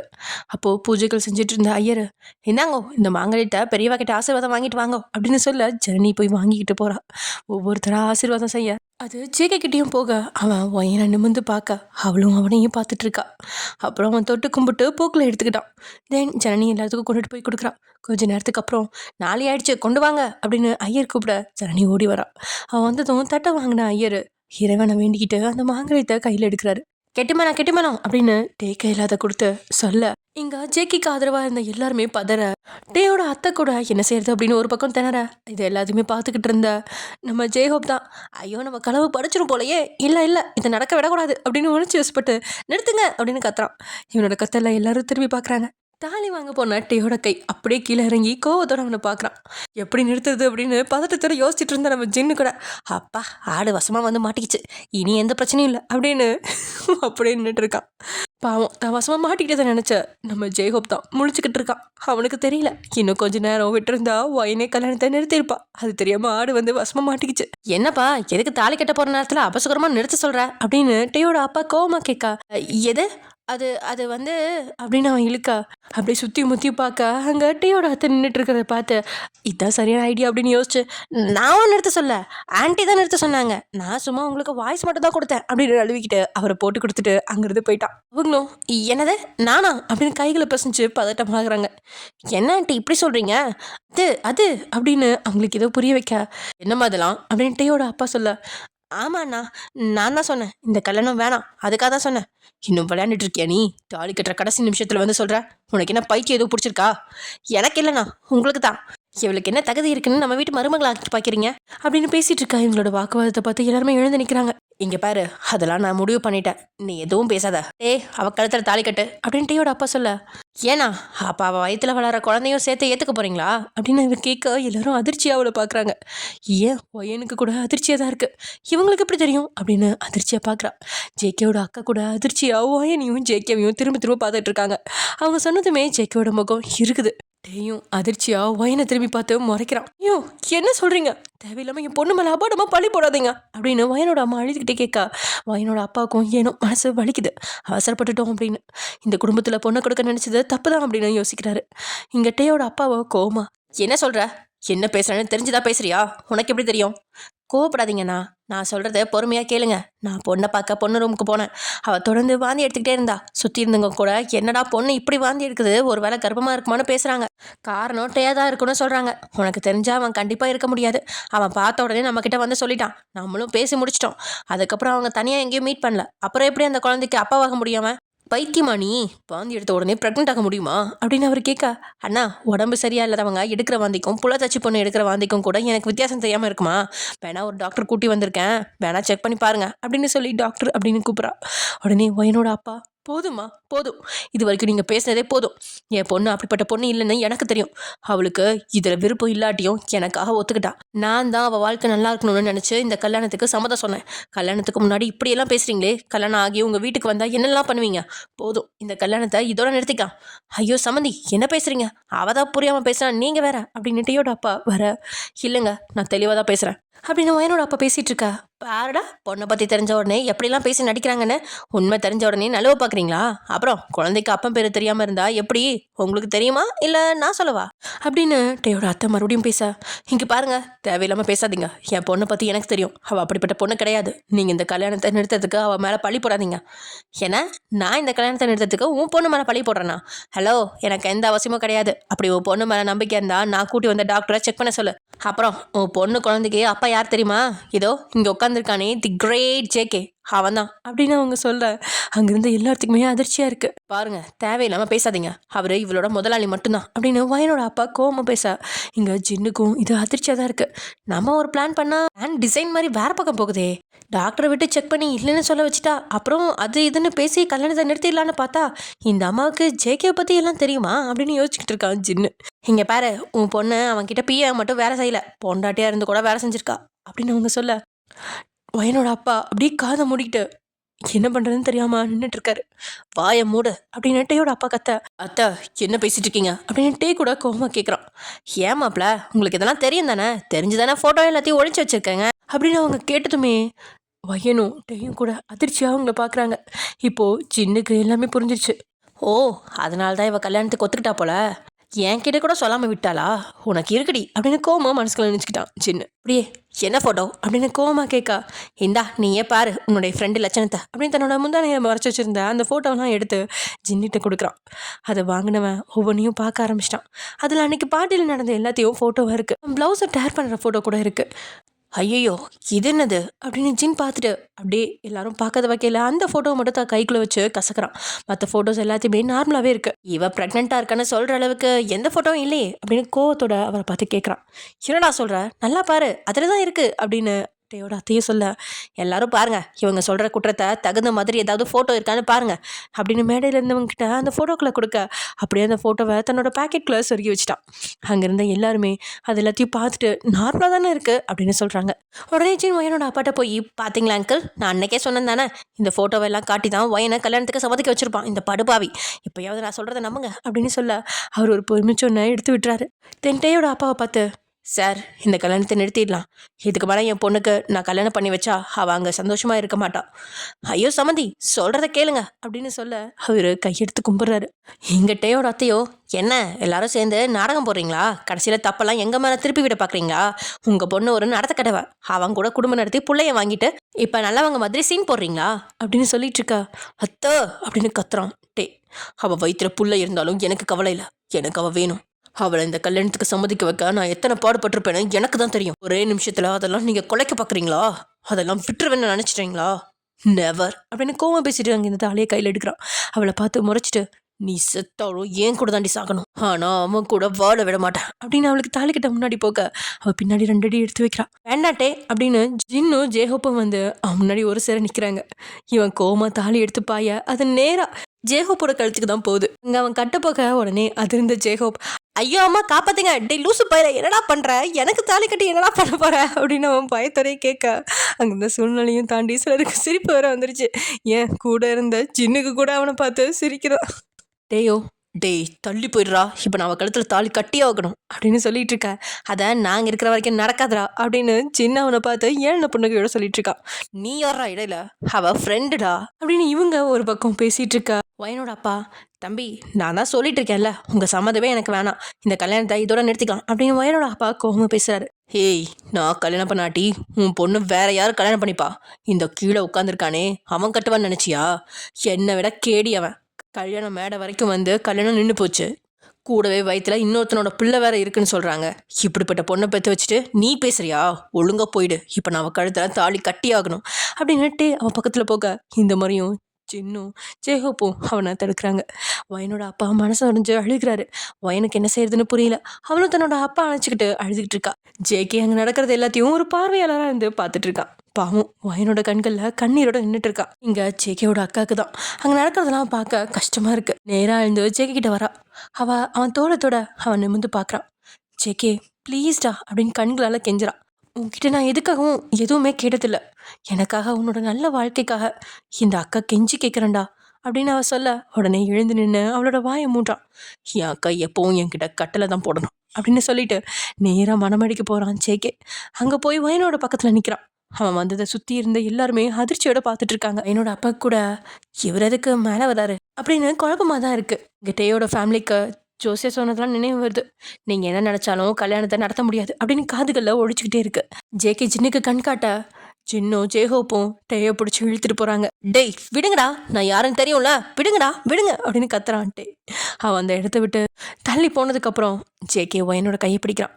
அவன் என்ன செய்ய போகிறான்னு புரிஞ்சுக்கிட்ட வயன், தேவையில்லை, எனக்கு யாரும் வாழ்க்கை கொடுக்கணும்னு அவசியம் இல்லை அப்படின்னு சொல்ல அப்போ தான் வயனோட தந்தைக்கு புரியுது. உடனே, தம்பி வேணாம் தம்பி, இத்தனை பேர் சொல்கிறாங்கன்னு நீங்கள் எதுவும் செய்ய வேணாம், எனக்கு உங்கள் மேலேயும் என் பொண்ணு மேலேயும் நம்பிக்கை இருக்குது அப்படின்னு அவர் சொல்ல வயனுக்கு தான் சங்கடமாக இருக்குது. அவர் சொன்னதை பார்த்து ஜேகே உடனே திரும்பி வயனை பார்த்து முறைக்கிறான். அவன் முகத்தில் கோவம் கொப்பளிக்குது. ஏன் ஜின்னுக்கு கூட மொயனை நினச்சி கோவம் தான் வருது. அவனே சரின்னு சொல்லி தாலி கட்ட வரான், இவ எதுக்கு வேண்டான்னு சொல்கிறா பைத்தியம் அப்படின்னு மனசுக்குள்ள அவளை திட்டிகிட்டு இருக்கான். இங்கே டேயோ அவங்க கிட்ட இருந்து திமிரிக்கிட்டு இருக்கான். வயன் ஜேகேவை பார்த்து முறைக்க அவனும் இவளை முறைச்சிக்கிட்டு கையை பிடிச்சி இழுத்துக்கிட்டு மனமேடையில் உட்கார வைக்கிறான். அப்போது ஐயர் தாலியிலேயே அப்படின்னு சொல்ல உடனே டே சிரிச்சு, என் கையில் தாண்டா தாலி இருக்கு, நீ எப்படி கட்டுறேன்னு நானும் பார்க்குறேன் அப்படின்னு சத்தமாக சிரிச்சுக்கிட்டு கத்த அங்கிருந்தவங்களுக்கு பதட்டமாக இருக்கு. ஏற்கனவே கோவத்தில் இருந்த ஜேகே சாமி அப்படின்னு கத்தி கட்சிக்கிறான். எங்கேருந்தோ ஓடி வந்த சாமியும் வேகமாக மனமேடிக்கு ஓடி வரான். ஓடி வந்தவன் ஜேகே கிட்ட ஒரு பாக்ஸை கொடுக்க அதில் புது மஞ்ச கயிறோட அவளோட குடும்பத்துக்கு தகுந்த தாலி இருக்கு. அதை எடுத்து கையில் வச்சு பார்க்குறான். அவனை பார்த்து ஒரு ஏளன புன்னகையை சிந்தி பையனை பார்க்குறான். அவள் கண்களால் வேணாம் அப்படின்னு சொல்கிறான். அவன் எதையுமே பொருட்படுத்தாம அங்கே மாங்கல்யத்தை அவள் கழுத்தில் கட்ட ஐயரும் கெட்டிமலம் அப்படின்னு கத்தி அவர் வேலையை சரியாக செஞ்சுட்டாரு. அங்கேருந்து எல்லார் முகத்துலேயும் மகிழ்ச்சி பரவ எல்லாருமே மனசால வாழ்த்தி அர்ச்சனை தூவுறாங்க. எல்லார் முன்னிலையும் அவளை தனவிலாக்கிட்டான் நம்ம ஜேகே. இதெல்லாம் பார்த்து சின்னதான் ஜெயஹோப் கிட்ட என்னடா தாலியோட வந்திருக்கான், ஒரு வேளை பிளான் பண்ணி தான் வந்திருக்கானோ, இவன் இப்படி வருவான்னு தெரியாம நம்ம தேவையில்லாம பிளான் பண்ணிட்டோமா, இவன் மனசுல என்ன இருக்குன்னு கண்டுபிடிக்கவே முடியலையே, முதல்ல அதுக்கு ஒரு மிஷின் கண்டுபிடிக்கணும் அப்படின்னு ஜின் கிளம்பிட்டு இருக்க அந்த கேப்ல ஜேகேயோட அக்கா குடும்பமும் மேல மணமனையில வந்து நின்னுட்டாங்க. ஜேகே ஒரு முடிச்சு போட நாத்தனார் முடிச்சா ஜேகேயோட அக்கா தான் 2 முடிச்சும் போட்டு விட்டுறாங்க. இங்க வையனும் அப்படியே ஜேகே கட்டுற தாலிய வாங்கிக்கிறான். கண்கள்ல கண்ணீரோட அவ கழுத்தோட அவன் கைகள் உரச அவன் தீண்டல அவ கண் மூடி அனுபவிக்கிறான். அங்கிருந்த எல்லாருமே மன நிம்மதியோட அவங்களுக்கு பூக்களை தூவி வாழ்த்துக்களையும் சொல்றாங்க. இப்போதான் ஜின்னுக்கு அவனோட ஃப்ரெண்ட்ஸுக்கும் மூச்சு விடுற மாதிரி இருக்கு. பிளான் சக்ஸஸ் அப்படின்னு ஜின் ஜேஹோப் கிட்ட மெல்ல சொல்லி அவனை அணைச்சுக்கிட்டான். இங்க ஜேகே தாலி கட்டவன் வெல்கம் மிஸ்ஸஸ் ஜேகே அப்படின்னு வயனோட காதுகளில் மெல்ல சொல்கிறான். அவனோட பேச்சில் கண்களை திறந்து அவனை பார்த்து முறைக்கிற வயன். அவனோட முகத்தில் ஒரு 7 புன்னகை மட்டும் இருக்கு. அந்த புன்னகைக்கு அந்த மண்டபத்தில் இருந்த பொண்ணுங்களாம் மயங்கி விழுகிறாங்க. என்ன ஒரு அழகு, ச்சே அவனுக்கு போய் கல்யாணம் ஆயிடுச்சு அப்படின்னு புலம்பிட்டு இருக்காங்க. தம்பி கல்யாணம் முடிஞ்சிருச்சு, போய் பெரியவா கிட்டலாம் ஆசீர்வாதம் வாங்குங்கோ அப்படின்னு சொல்ல 2 பேரும் எழுந்து நிற்கிறாங்க. 2 பேரும் ஜேகேவோட குடும்பம் இருக்கிற இடத்துக்கு போகிறாங்க. அவங்கள பார்த்ததும் ஜேகே முகத்தை திருப்பிக்கிறான். வயன் மட்டும் அவங்களோட காலில் விழுந்து ஆசீர்வாதம் வாங்குறான். ஜேகேவோட குடும்பத்துக்கு கல்யாணத்தை பார்த்ததே போதுமானதாக இருக்கு. அப்புறம் வயனோட அப்பா கிட்டேயும் போக அவளோட அப்பாவும் அம்மாவும் கண்ணீரோட நின்றுட்டு இருக்கா. அங்கேயும் அவன் காலில் விழுக்காம நின்றுட்டு இருக்கா. வயன் மட்டும் தான் அவங்களோட ஆசீர்வாதத்தை வாங்குறான். வயன் அவங்களோட அப்பாவை அணைச்சிக்கிட்டு அழுகிறான். அப்புறம் ஐயர் கூப்பிட அக்னியை வள வரணும் வாங்கோ அப்படின்னு சொல்ல 2 பேரும் வராங்க. பொண்ணோட அண்ணா தம்பி இருந்தா அவளை வர சொல்லுங்கோ அப்படின்னு சொல்ல நான் இருக்கேன் அப்படின்னு சின்னதாக ஓடி வரான். மச்சான் ஒரு வழியா நீ எனக்கு மச்சான் ஆயிட்டடா அப்படின்னு தன்னோட பற்களை காமிக்க ஜேகே அவனை முறைச்சு வைக்கிறான். இன்னைக்கு நான் ஜாலியாக இருக்கேன்டா, நீ என்னமோ பண்ணிக்கோ அப்படின்னு சொல்லி சிரிச்சுக்கிட்டே மச்சானோட கையை பிடிச்சிக்கிட்டு அவன் முன்னாடி போக ஜேகே பட்டு வேட்டி சட்டை போடாதனால அங்கே அந்த துண்டை வச்சு முடிச்சு போடுவாங்க இல்லையா, அது பண்ண முடியல. ஸோ 2 பேரோட சுண்டு வரல மட்டுமே இணைச்சு அக்னியை வள வர ஆரம்பிச்சிட்டாங்க. அவங்க அப்படியே டே பக்கம் வர டேய் என்னை எப்படி கேவலப்படுத்திட்டல, உன்னை சும்மா விட மாட்டேன்டா அப்படின்னு அவனோட சட்டையை பிடிச்சிக்கிட்டு டே சொல்லிட்டு இருக்கா. ஜேகே அவனோட காட்ஸுக்கு கண் காமிக்க அவங்க துப்பாக்கி ஏந்தி டேயோட குடும்பத்தை அப்படியே சுற்றி வளைச்சிட்டாங்க. என் மேலே கை வைக்கிறதுக்கு முன்னாடி கொஞ்சம் திரும்பி பாரு அப்படின்னு ஜேகே கடுமையாக அவன் கிட்ட சொல்ல அங்கே அவன் குடும்பம் இருக்கிற நிலைமையை பார்த்த உடனே கையெடுத்துட்டான். கோமத்தை கைகளை தொடமலை தட்டிக்கிட்டு ஜேகே கோமா பார்க்க ஜேகே திமிர் புன்னகையோட வளம் வர ஆரம்பிக்கிறான். வளம் வந்து முடிச்சுட்டு என்ன ஐயரே எல்லாம் முடிஞ்சிச்சா அப்படின்னு ஜேகே கேட்கா. பேஷா முடிஞ்சது அப்படின்னு சொல்ல இங்க சின்னும் இப்போ என்னடா பண்ண போற அப்படின்னு கேட்குறான். டே மச்சான் அப்படின்னு அவன் இலக்கரமாக சொல்ல என்னது மச்சானா, என்னடா புதுசாக பேசுகிற அப்படின்னு சின்ன அதிர்ச்சியாக தான் கேட்குறான். நீ தான்டா உன் தங்கச்சி எனக்கு கல்யாணம் பண்ணி கொடுத்து மச்சான்னு சொல்ல சொன்ன, அதான் கூப்பிட்டு பார்த்தேன். அவன் முகத்தை கோணில் வச்சுக்கிட்டு எனக்கு தேவைதான்டா, ஒன்று சொன்னால் போதுமே அதை வச்சு கேவலப்படுத்துறது. ஜேகே கைகளை மேலே தூக்கி சோம்பல் முடிச்சுட்டு படிகளில் இறங்கி கீழே வரான். அவன் காட்ஸ் எல்லாம் பார்க்க ஒரு பெரிய சேர் கொண்டு வராங்க. அது மணமகனுக்கும் மணப்பெண்ணுக்கும் வேற மாதிரி பெரிய சேரா இருக்கு, அதாவது சோஃபா. டேயோட குடும்பம் நின்றுட்டு இருந்த திசையை பார்த்து போடுறாங்க. அதில் அவன் நடுவில் சிங்க மாதிரி உட்காந்து கால் மேலே கால் போட்டு அவங்கள ஒரு இலக்காரமாக பார்க்குறான். அவன் திரும்பி வயனை பார்த்து டார்லிங் புருஷன் எங்கே இருக்கும்போது நீ எதுக்கு அங்கே நின்றுட்டு இருக்க, கீழே வா அப்படின்றான் சின்னதாக ஸ்மைல் பண்ணி. அவள் வராமல் முறைச்சிக்கிட்டு அங்கேயே நிற்க அவன் முகத்தை கோவம் மாற்றி வான்னு சொன்னேன் அப்படின்னு பக்கில் வெறிக்க சொல்ல அப்படியே அதில் பயந்து வயனோட அம்மா தான் அவளை போய் பிடிச்சி இழுத்துட்டு வந்து ஜேகேவோட பக்கத்தில் நிற்க வச்சிட்டாங்க. என்ன டார்லிங் நான் சொல்லும் போதே வந்திருக்கலாம்ல, பாரு அத்தை எவ்வளோ பயந்துட்டாங்கன்னு அப்படின்னு கொஞ்சலாம் பேசி நீங்கள் போங்க அத்தை, நீங்கள் போய் மாமா கிட்ட நின்னுங்க அப்படின்னு அவன் சொல்ல அவங்களும் வேகமாக போய் தான் கணவன்கிட்ட நின்றுட்டாங்க. இங்கே ஜின்னிக்கு தான் இவனோட நடவடிக்கை எல்லாமே புதுசாக இருக்குது. இவன் எதுக்கு இப்படியெல்லாம் பண்ணிகிட்டு இருக்கான் அப்படின்னு குழப்பமாக பார்க்குறான். ஏன் அங்கேருந்த எல்லா இடத்துக்குமே அவனோட நடவடிக்கை குழப்பமாக தான் இருக்கு. சில பேர் அவனை ரசிச்சுக்கிட்டு இருக்காங்க, சில பேர் அவனை வினோதமாக பார்த்துட்டு இருக்காங்க. ஜேகே வயனை பார்த்து கையை பிடிச்சி எடுத்து தன் மாடி மேலே உட்கார வச்சு கைகளை அவன் மேலே சுற்றி தான் பக்கம் இழுக்கிறான். ஜின்னு ஆணை வேடிக்கை பார்த்துட்டு இருக்கான். இவனா இது அப்படின்னு கண்கள் கோழி முட்டை போல பெருசாகுது. வயன் கூச்சத்தில் நனிய அவன் கண்களை சுருக்கி என்னாச்சு டார்லிங் அப்படின்னு அவன் கோவமாக சுற்றி முற்றி பார்க்க ஓ எல்லாரும் இருக்காங்கன்னு பார்க்குறியா அதுவும் சரிதான், நம்ம ரொமான்ஸை நம்ம வீட்டில் போய் வச்சுக்கலாம் அப்படின்னு சொல்லி அவளை தன்னோட பக்கத்தில் உட்கார வச்சு அவள் தோள் மேலே கையை போடுறான். அவளுக்கு இவன் என்ன செய்ய போகிறான் அப்படின்னு புரியாமல் தான் இருக்கிற இடம் கருதி அமைதியாக உட்காந்துட்டு இருக்கா. அப்புறம் அவன் டே குடும்பத்தை பார்த்து, என்ன சார், நான் உங்கள் பையன் கல்யாணத்துக்கு வந்தால் கடைசியில் என்னையவே மாப்பிள்ளையாக்கிட்டீங்க. சாரிப்பா, எனக்கு ஒன்றுமே புரியல, இங்கே என்ன நடக்குது, நீயாவது சொல்லுப்பா அப்படின்னு குழப்பமா அவனையும் பார்த்து கேட்குறாரு டேயோட அப்பா. இப்போ கேட்டிங்களே, இது ஒரு நியாயமான விஷயம் அப்படின்னு அவன் எழுந்து நிற்க. அவன் எழுந்ததும் வயனும் எழுந்து நிற்கிறான். ஐயோ டார்லிங், நீ எதுக்கு நிற்கிற, நீ உட்காரு, மரியாதை மனசில் இருந்தால் போதும்டா அப்படின்னு இவன் பாட்டுக்கு ஏதேதோ சொல்ல வயனுக்கு தான் சங்கடமாகி இருக்கு. இப்போ எதுக்கு லூசு மாதிரி பேசுகிறான், எனக்கே சங்கடமாக இருக்கு அப்படின்னு யோசிச்சு அமைதியாக உட்காந்துட்டான். என்னடா அது, நம்ம செக்கேவாது இப்படி அன்பா பேசுகிறான், ஒருவேளை மாறிட்டானா, அது அது எப்படி ஒரே நாளில் மாற முடியும், என்னமோ இருக்கு, பொறுத்திருந்து பார்ப்போம் அப்படின்னு ஜின் நினச்சிட்டு இருக்கான்.